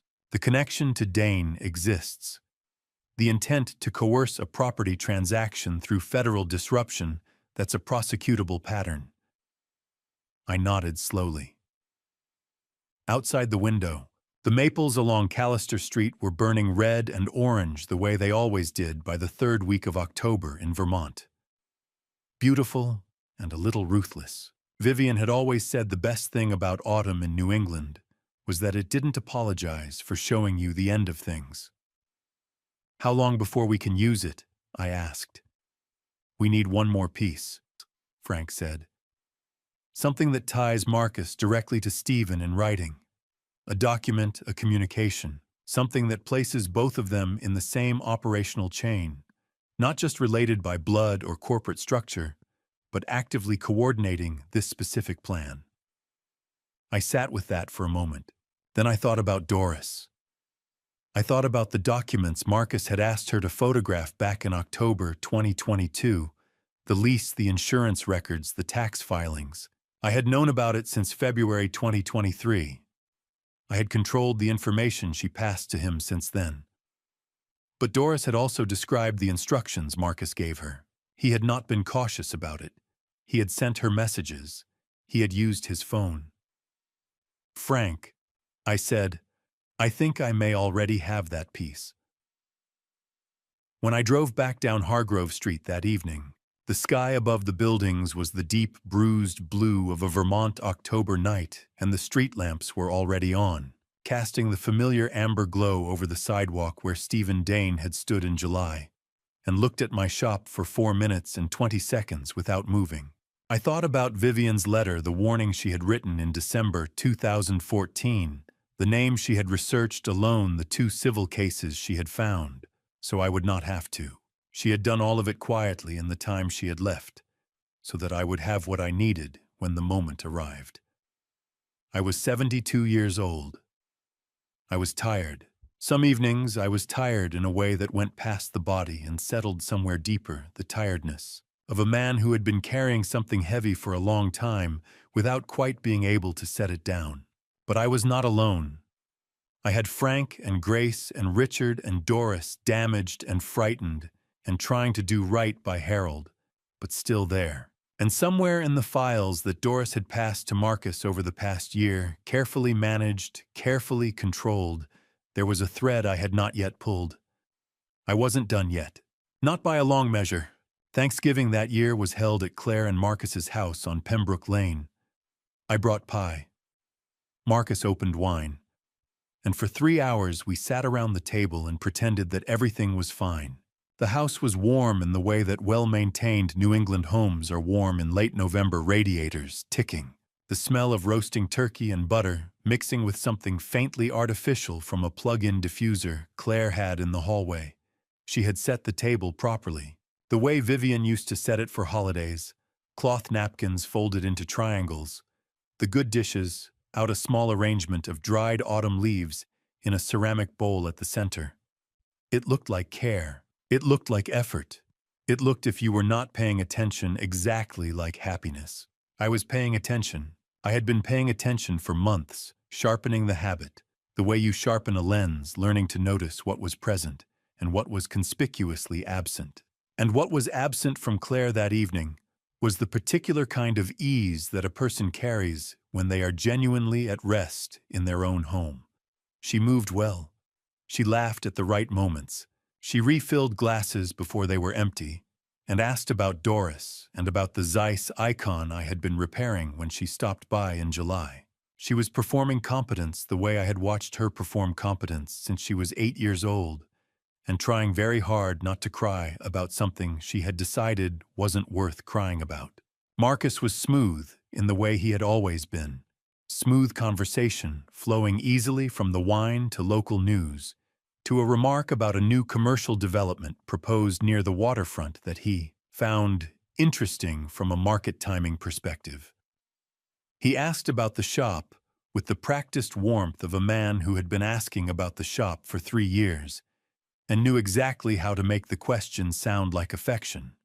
Then, near the end of dinner, while Claire was in the kitchen cutting the pie, I'd brought a maple cream from the bakery on Fenwick Road, Vivian's preferred Thanksgiving offering, which I had continued buying every year since she died. Marcus set his fork down and leaned back in his chair. "Dad," he said, "I've been meaning to mention something. One of my colleagues, Neil, has put together something I think would be worth a look. Regarding the shop. A formal summary just to give you a sense of the landscape." He smiled easily. "No pressure, of course. Completely your call. But I thought given where things are with the Hargrove corridor, it might be useful to have the information." I held his gaze for exactly as long as it would have taken a man who didn't know anything to consider the offer. "I appreciate that, Marcus," I said. "Send it over and I'll take a look." He nodded, satisfied. Claire returned with the pie.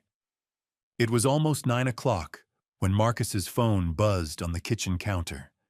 He glanced at the screen and stood with the automatic apology of a man accustomed to being interrupted. "I need to take this. Give me 5 minutes." He stepped through the back door into the cold. Claire and I sat in the kitchen with our coffee. The house was quiet, in the way that houses become quiet when the social effort of an evening suddenly stops being required. The radiator knocked twice. Outside the kitchen window, the first snow of November was beginning, not the determined snow of January or February, but the tentative kind, the flakes large and slow, testing the air before committing. I looked at my daughter. She was holding her coffee mug with both hands, looking at the table. "Are you happy, Claire?" I asked. She didn't look up immediately.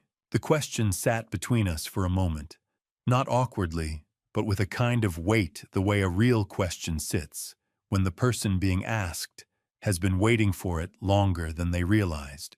"I'm fine, Dad," she said. It was the same answer she had given me in July when she stopped by the shop. Steady, complete. The answer of a person who had practiced giving it. "Claire," I said. I set my coffee down. "I need to ask you something, and I need you to trust me not as someone who will judge you, not as someone who has an opinion about your choices, just as your father." I paused. "Has there ever been a moment, even just one moment, when something felt wrong to you about any of it?" She looked up then. I had spent 41 years learning to read light. I had spent 72 years learning to read faces. The expression on Claire's face in that moment was not the expression of a woman being asked something she had never considered. It was the expression of a woman being asked something she had been carrying alone for a very long time. It was not refusal. It was fear. Not the acute fear of immediate danger, but the deep, chronic fear of a person who has suspected something and cannot afford to be right. The fear of being wrong and destroying a marriage over a misunderstanding. The fear of being right and having to live in what comes after. The fear of looking at her father and seeing in his face that he had already known which would mean she had been the last one to understand something about her own life. She was 31 years old, and she had her mother's eyes, and in that moment, she looked very much like the child who had once sat across from me at the kitchen table on Birchwood Avenue, trying very hard not to cry about something she had decided wasn't worth crying about. "Dad," she said quietly, "please, not tonight."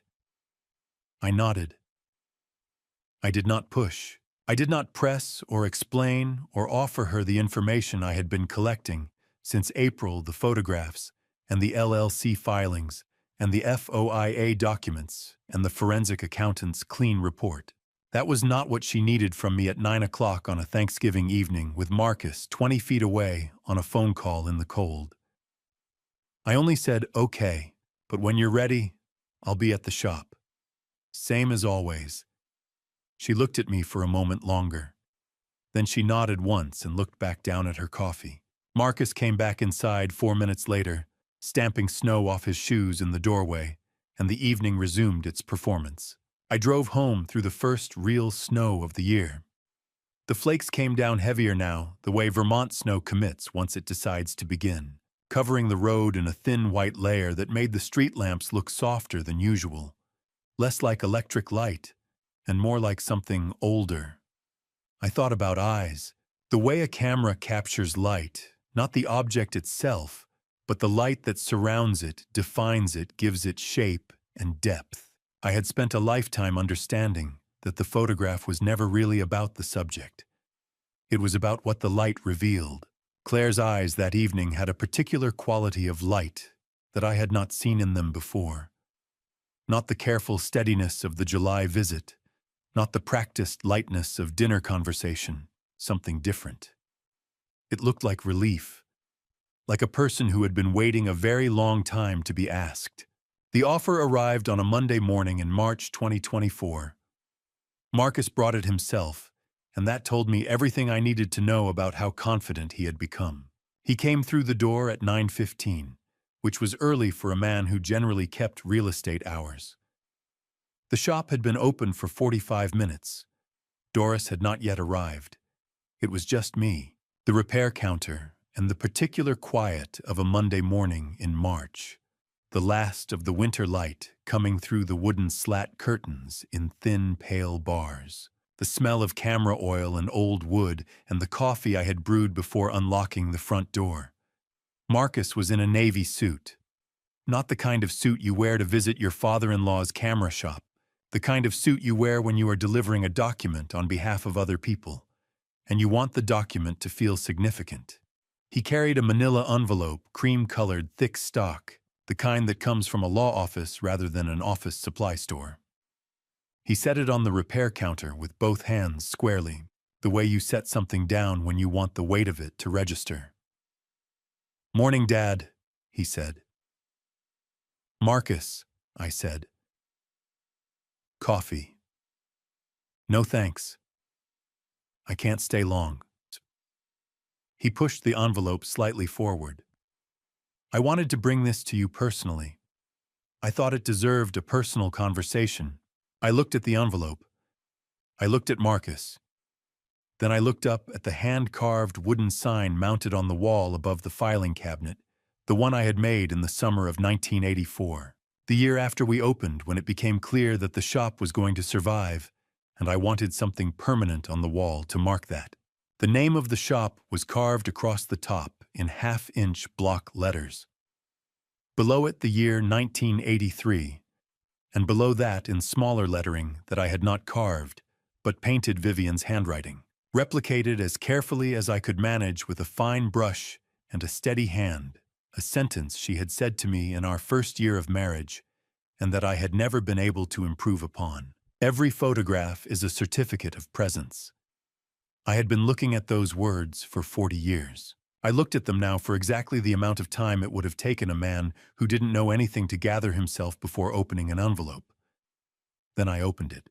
The document inside was 4 pages printed on letterhead from an entity called Hargrove Development Partners, LLC, a name I had never seen before. which told me that Frank's earlier explanation about rotating shell companies had been precisely correct. The language was formal and thorough, a full summary of the proposed transaction, prepared by a law office whose address matched the Birch Street building, where Neil Pressler maintained his secondary office. Two options were presented. The first, an outright purchase of the Holloway Repair and Camera Shop property at 41 Hargrove Street, Mill Haven, Vermont, for $2,400,000. Full transfer of title. 60-day closing period. The second, a 15-year commercial lease agreement with Hargrove Development Partners, LLC as tenant, and Eugene Holloway retaining nominal title, for a total lease value of $3,100,000 paid in structured annual installments. At the end of the lease term, a purchase option would vest automatically in favor of the tenant. Neither option included the name Stephen Dane anywhere in the document. Frank had explained this to me months ago. The principal's name would never appear on the front-facing paperwork. That was the function of the shell companies. The document was clean, professionally prepared, and entirely legal on its surface. I read it through once, slowly. I turned each page with the same care I would give a damaged film canister, deliberate, without force. Marcus waited. He had positioned himself on the customer side of the counter, hands relaxed at his sides. He was doing what he had always been good at, looking like a man who was doing you a favor. "Yo, Dad," he said when I set the last page down. "This is a generous offer." Neil was very clear about that. The valuation came in above comparable sales in the corridor by a significant margin. He paused. He also said it won't stay on the table past June. The development timeline has fixed points. They need to know before summer. I was quiet for a moment. I thought about what Frank had told me in April of the previous year, that the Mill Haven Planning Commission's corridor decision was expected by December 2024, that the assembled block would need to be complete before that vote, that the pressure would come before summer. Frank had been exactly right about the timing down to the season. I looked at Marcus. He was watching me with the particular expression of a man who believed that patience and warmth were his advantages, that a 72-year-old shop owner, presented with a formal document and a friendly face and a generous number, would do what 72-year-old shop owners in difficult situations tended to do: feel relieved. I saw the relief in his eyes. It was too early. The relief of a man who believed he had already won. "Let me sit with this, Marcus," I said. "You'll have my answer before June." He smiled. It was a good smile, practiced. Warm, the smile of a man who had delivered many offers and recognized the sound of one being accepted. "Of course," he said. "No rush. Just don't wait too long, okay? I want to make sure you're taken care of." He left at 9:32. I watched his car pull out of the lot through the front window. Then I went to the back office and called Frank. "He made the offer," I said. 2.4 outright or 3.1 on a 15-year lease. June deadline. There was a brief silence on Frank's end, the silence of a man reorganizing his mental file.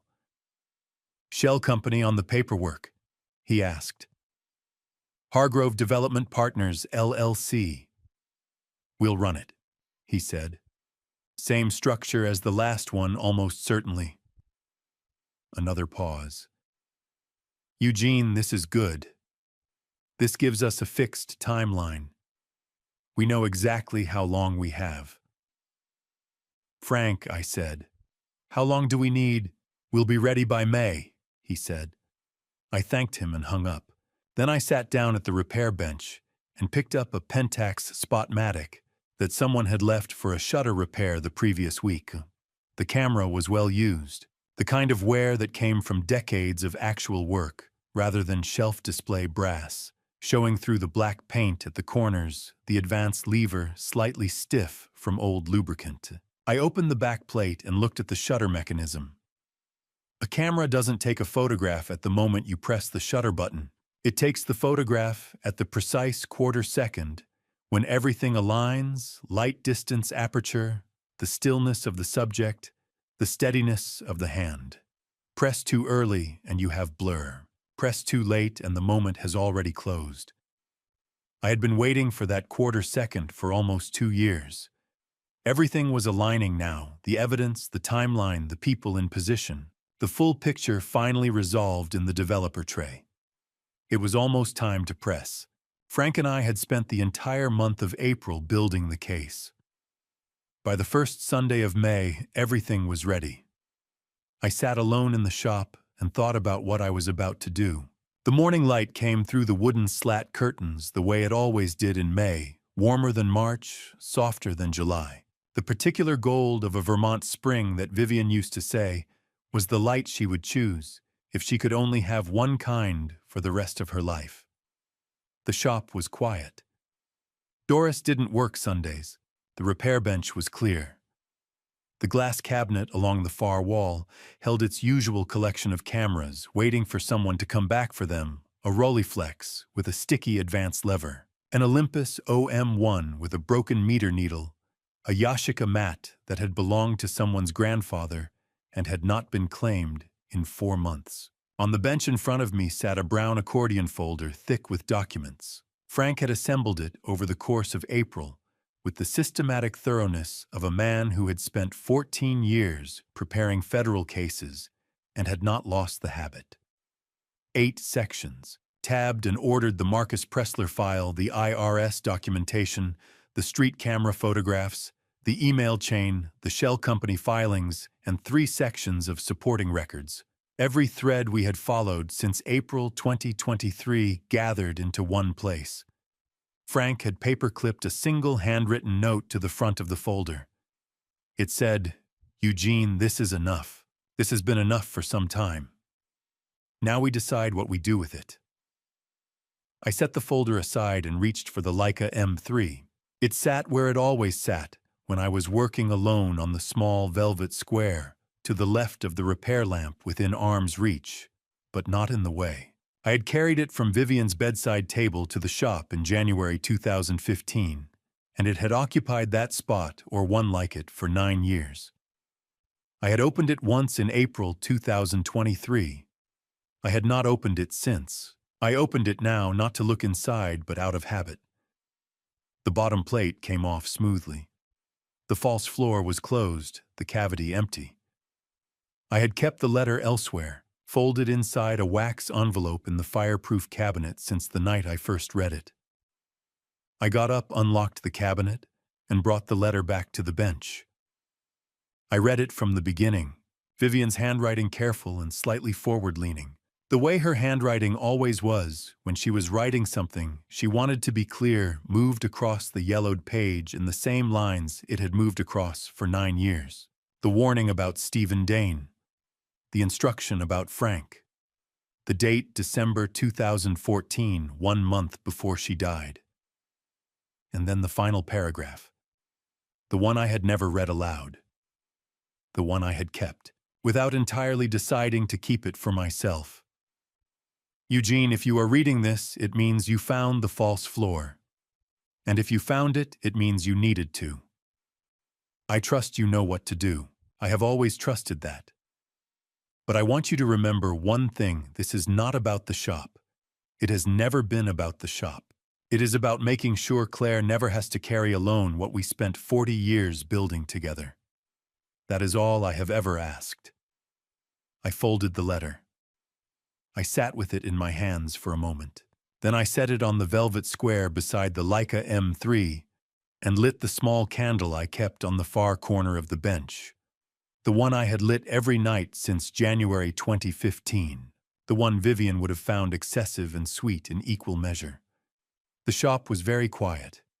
Outside, through the wooden slats, the May light moved slowly across the floor the way it does when there is no wind and the morning is in no hurry.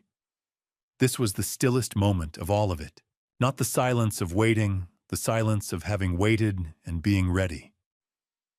I took 2 note card envelopes from the drawer beside the register and wrote the same message in each. In my ordinary handwriting, the handwriting of a man who repaired cameras and kept paper records and had nothing to hide. Dinner. The Crestwood Grill. Saturday, August 10th. 7 p.m., Dad. One for Claire, one for Marcus. I sealed both envelopes and wrote the addresses by hand. I dropped both envelopes into the mailbox at the corner of Hargrove Street and stood for a moment in the May sun. The light was exactly what Vivian had said it was the kind she would have chosen. I stood in it for a little while and let it sit on my face. Then I walked back to the shop, lifted the Leica M3 from its velvet square, and placed it carefully on the passenger seat of my car. It would come with me to the Crestwood Grill. Before I show you exactly what happened at that dinner table, comment "ready" if you've made it this far. I want to know you're still with me. Note portions of this story have been adapted for narrative purposes. Any resemblance to actual names or places is coincidental, but the lesson inside it that one I stand behind completely. The Crestwood Grill on a Saturday evening in August was the kind of place where people came to celebrate. I had chosen it deliberately. What was about to happen deserved to be witnessed even by strangers. I arrived at 6:45 and took the corner booth I had reserved 3 weeks earlier. The lighting was warm, the background noise from the bar kept voices from carrying, and a jazz quartet near the entrance was playing something unhurried. I set the Leica M3 on the table before I sat down, not hidden, not explained, placed slightly to my left, where anyone sitting across from me would see it immediately. The camera sat in the candlelight, the way it always sat in the lamplight of the repair bench, patient black, quietly present. I ordered water and waited. Marcus and Claire arrived at 7:03. He had his easy stride, one hand briefly at the small of her back. She was in a pale blue dress and carried herself the way she had at Thanksgiving. Composed, careful bearing, something she had gotten very good at bearing. Marcus reached the table first, pulled out Claire's chair, then took his own seat. Then his eyes moved to the Leica M3. The smile did not disappear. It adjusted a fraction of a second, less than a shutter click. Because what Marcus recognized was not the camera itself, but the act of placing an object on the table before an important conversation begins. That was the language of a person who had prepared something. He had sat across enough negotiating tables to know exactly what that language meant. He picked up the wine list. His right hand was not entirely steady. We ordered. The server cleared the appetizers. The quartet shifted into something slower. I placed the brown accordion folder on the table between us. Before we discussed the offer, I said, "I want to talk about Dane Commercial Properties." The silence that followed was not the comfortable quiet of a family dinner. "That's a client company, Eugene," Marcus said. "Completely independent from—" I opened the folder. I set the documents out, the way you set out tools before a repair, methodically in order. The street camera photograph of Stephen Dane came first, July 7th, 2023, 4 minutes and 20 seconds, standing directly across from my shop sign. Then the email chain, 2 messages from Marcus Dane's own registered business account. The second one read, "Stephen's preference for the June window, make sure the old man's insurance records are current." I let that line sit on the table between us. Marcus looked at the documents for a long time. The color withdrew from his face slowly, not all at once, but gradually, the way light leaves a room when a cloud passes over the sun. He did not reach for the papers. He held his wine glass with both hands and said nothing. Claire was very still. I reached into my jacket pocket and took out the letter. I unfolded it and placed it open on the table, turned, so Marcus could see Vivian's handwriting, careful, forward-leaning cursive. The hand of a woman who had taught second grade for 26 years, and the date at the top of the page, December 2014. "My wife wrote this 9 years before you met my daughter," I said. She encountered your brother's company in 2008. She researched what she found, and she left me a name. I paused. Yours is attached to his. Marcus set his wine glass down with a small, precise motion. That was all. He was looking at the date, December 2014, and I could see in his face the exact moment a person understands that the ground beneath them was undermined long before they arrived. Vivian Holloway had seen it first. She had written it down, hidden it in the place she trusted most, and waited 9 years for it to matter. The silence held for perhaps 30 seconds. Claire broke it. She was looking at her hands on the table. Then she looked up at the letter first, then at me. Dad. Her voice was quiet but clear. In Portugal, the second night Marcus took a call in the bathroom. I was almost asleep. I heard him say Hargrove Street and we're on schedule. She stopped, drew one careful breath. I didn't know what it meant. I told myself I'd heard wrong. I kept telling myself that for 3 years.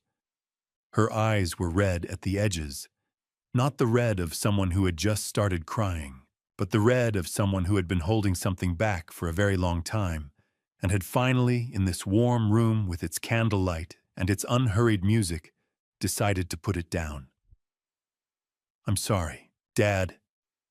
I should have asked you sooner. I looked at my daughter, 31 years old, her mother's eyes. Claire, I said, you trusted your husband. That is not a failure. That is just love. She nodded once. Then she turned toward the window, and I let her have that. Marcus pushed back his chair and stood. He said nothing.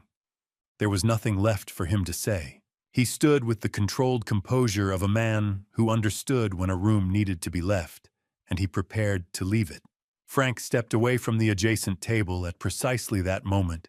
He had been seated there since 7:15, a menu and a glass of water in front of him, with the practiced stillness of a man who had spent 14 years in federal courtrooms, knowing when to move and when to wait. He crossed the space between the tables without hurrying and extended a single folded page on legal paper.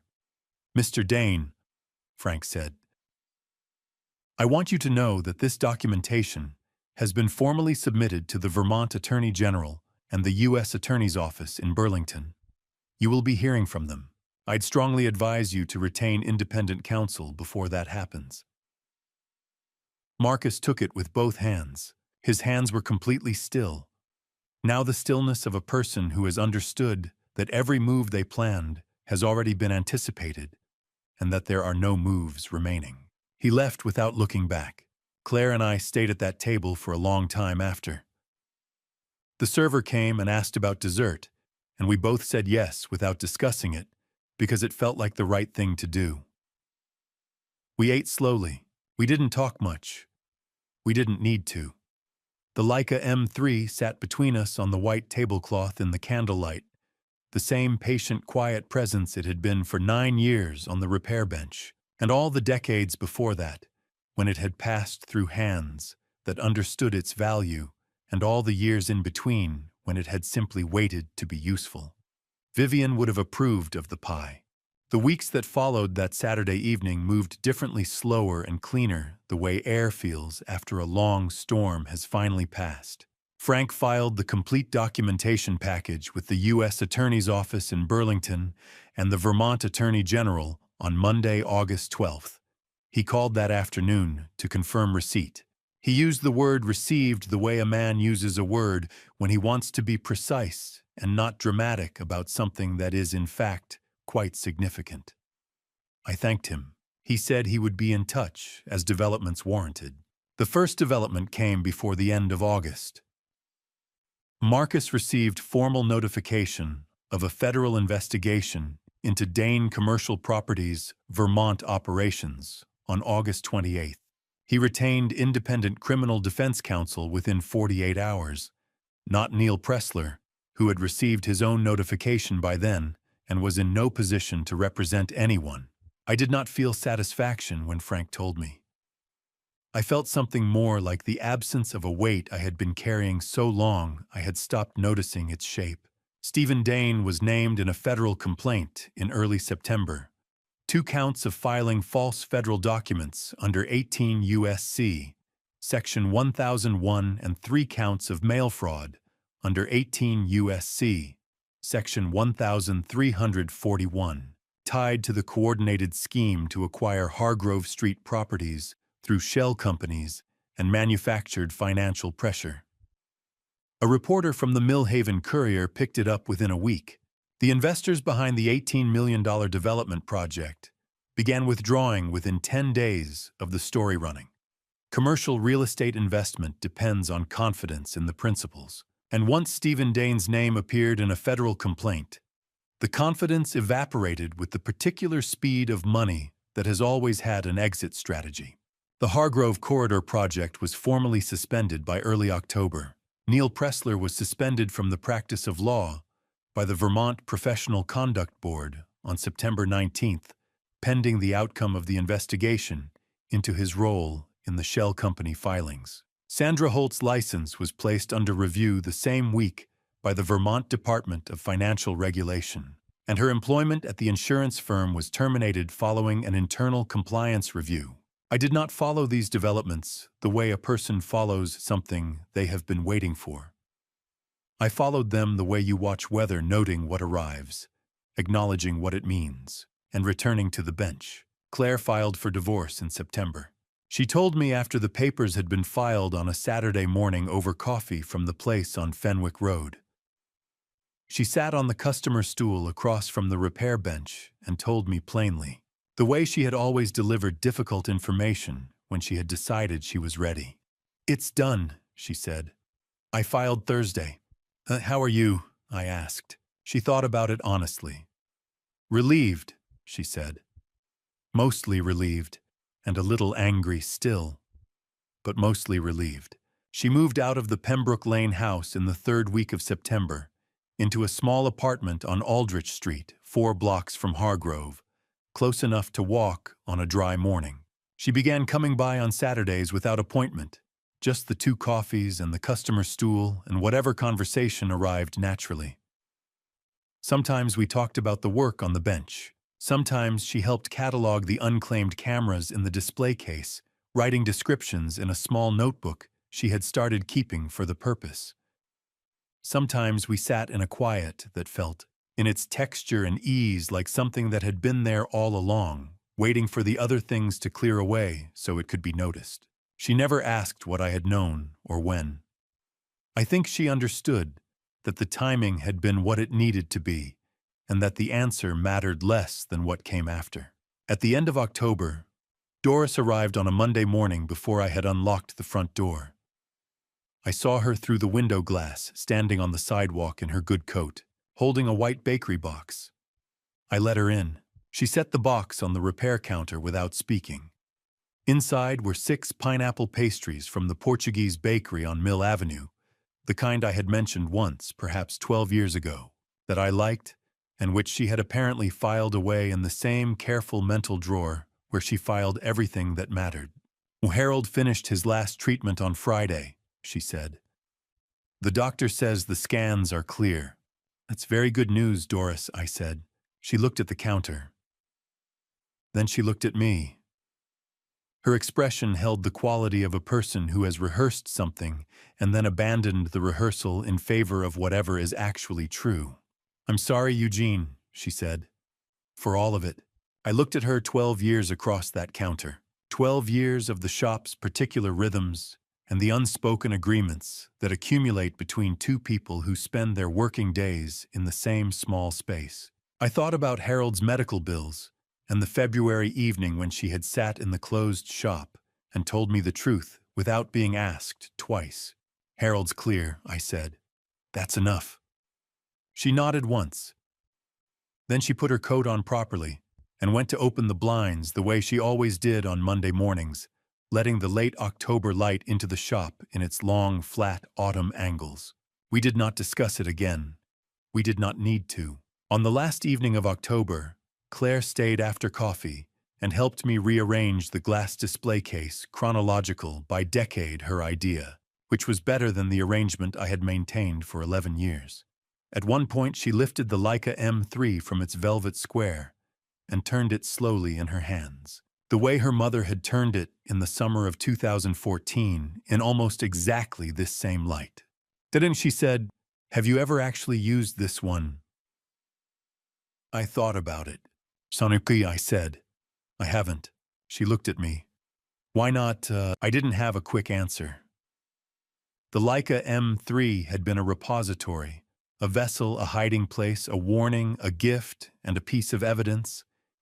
It had been the camera that held Vivian's letter, and the object on the table at the Crestwood Grill, and the thing I had lit a candle beside every night for 9 years. It had not in all of that been a camera. I looked at it in Claire's hands. Raymond Howell's camera, Vivian's camera. The camera that had traveled from a Vermont documentary photographer's bag in the 1950s through 40 years of a shoebox and 9 years of a velvet square to this particular October evening on Hargrove Street. "And I don't know," I said, "but I think I'm going to." Claire set it back on the velvet square and smiled, not the careful smile of the past 3 years, but the easier one, the one that had been there before all of this began. An answer was coming. I could feel it the way you feel the right moment before you press the shutter. Claire arrived early that Sunday. Before I had a chance to turn the sign from closed to open, 2 light taps at 8:10. Her knock since she was a teenager, the one that meant, "It's me, no urgency." I was in the back room pouring my first coffee. I called out that it was unlocked, which it wasn't, so I went and unlocked it instead.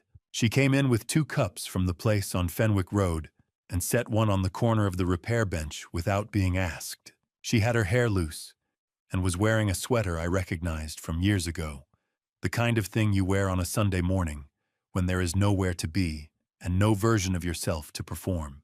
"You're early," I said. I couldn't sleep," she said. "The apartment's still a little strange at night." We stood on either side of the repair bench and drank our coffee and let the shop be quiet around us the way the shop knew how to be quiet, not the quiet of absence, but the quiet of a place that has been occupied long enough to have its own kind of presence. The October light came through the wooden slat curtains in its long sideways angles, laying bands of gold across the floor, the way it had been doing every October morning for 41 years. After a while, Claire set her cup down and looked at the Leica M3 on its velvet square. "You said you were going to use it," she said. "I did say that." "So," she looked at me, "teach me how to load film." I took the Leica M3 from the velvet square and held it for a moment. I had held it thousands of times to clean it, to carry Vivian's letter in and out of its false floor, to set it on a restaurant table in August as the language of a man who had prepared something. But I had not held it as a camera in 9 years, and the difference was present in my hands in a way I had not anticipated. I took a roll of Kodak Tri-X 400 from the drawer beneath the bench, black and white 36 exposures, the film I had always preferred for interior light and available shadow, and set it beside the camera. "The Leica M3 loads from the bottom," I said, releasing the base plate. I showed her the film channel, the take-up spool, the sprocket teeth. I threaded the leader slowly, the way you do something for the first time in a long time, not because you have forgotten, but because you want to do it correctly. "The camera doesn't hurry," I said while my hands worked. "You wind the film, you frame the image, you wait. The photograph doesn't happen when you press the shutter. It happens in the moment before, when you understand exactly what you're looking at. The shutter only records what you've already seen." I replaced the base plate and advanced the film to the first frame. "So that's the whole philosophy," I said. "It took me about 20 years to understand it applied to more than photography." Claire picked up the camera. She turned it in her hands the way her mother had turned it in this same light in October of 2014, learning its weight, its geometry, the particular density of something built to be carried into the world rather than kept behind glass. She raised it and looked through the viewfinder, Then she lowered it and looked at me. "Did Grandma teach you this?" she asked. "I taught her," I said. "She taught me everything else." Something moved through Claire's expression. Not grief exactly, but the close relative of grief that arrives when you understand a loss more completely than you did before. The kind that comes not from new information, but from a new angle on something you already knew. She knew what was going to happen, Claire said. It was not quite a question. She knew enough, I said. She trusted the rest to work itself out. We sat beside each other at the repair bench for a while after that. The October light moved slowly across the floor, the gold strips shifting by degrees through Vivian's wooden slat curtains, the same curtains she had hung in this window in the spring of 1991, and that I had never taken down because there had never been a reason good enough to justify removing something that worked exactly as intended. I lit the small candle on the far corner of the bench. It was morning rather than evening, which was not when I usually lit it. But it seemed like the right day for an exception. If Vivian had a view of Hargrove Street, and I had spent 9 years operating on the assumption that she did, I wanted her to be able to see clearly, Claire noticed. She looked at the candle for a moment, then at me. She did not say anything, which was the right response. "Claire," I said, "people think I repair cameras. What I actually do is preserve the capacity to see because there are moments that once missed cannot be recovered. Your grandmother understood that. She left us a way to see something we almost missed entirely." I paused. "I think it's time we used it." She was quiet for a moment. Then she raised the Leica M3, settled it against her face, and looked through the viewfinder at the repair bench, at the coffee cups and the candle and the long bands of October light on the worn wooden surface. She pressed the shutter.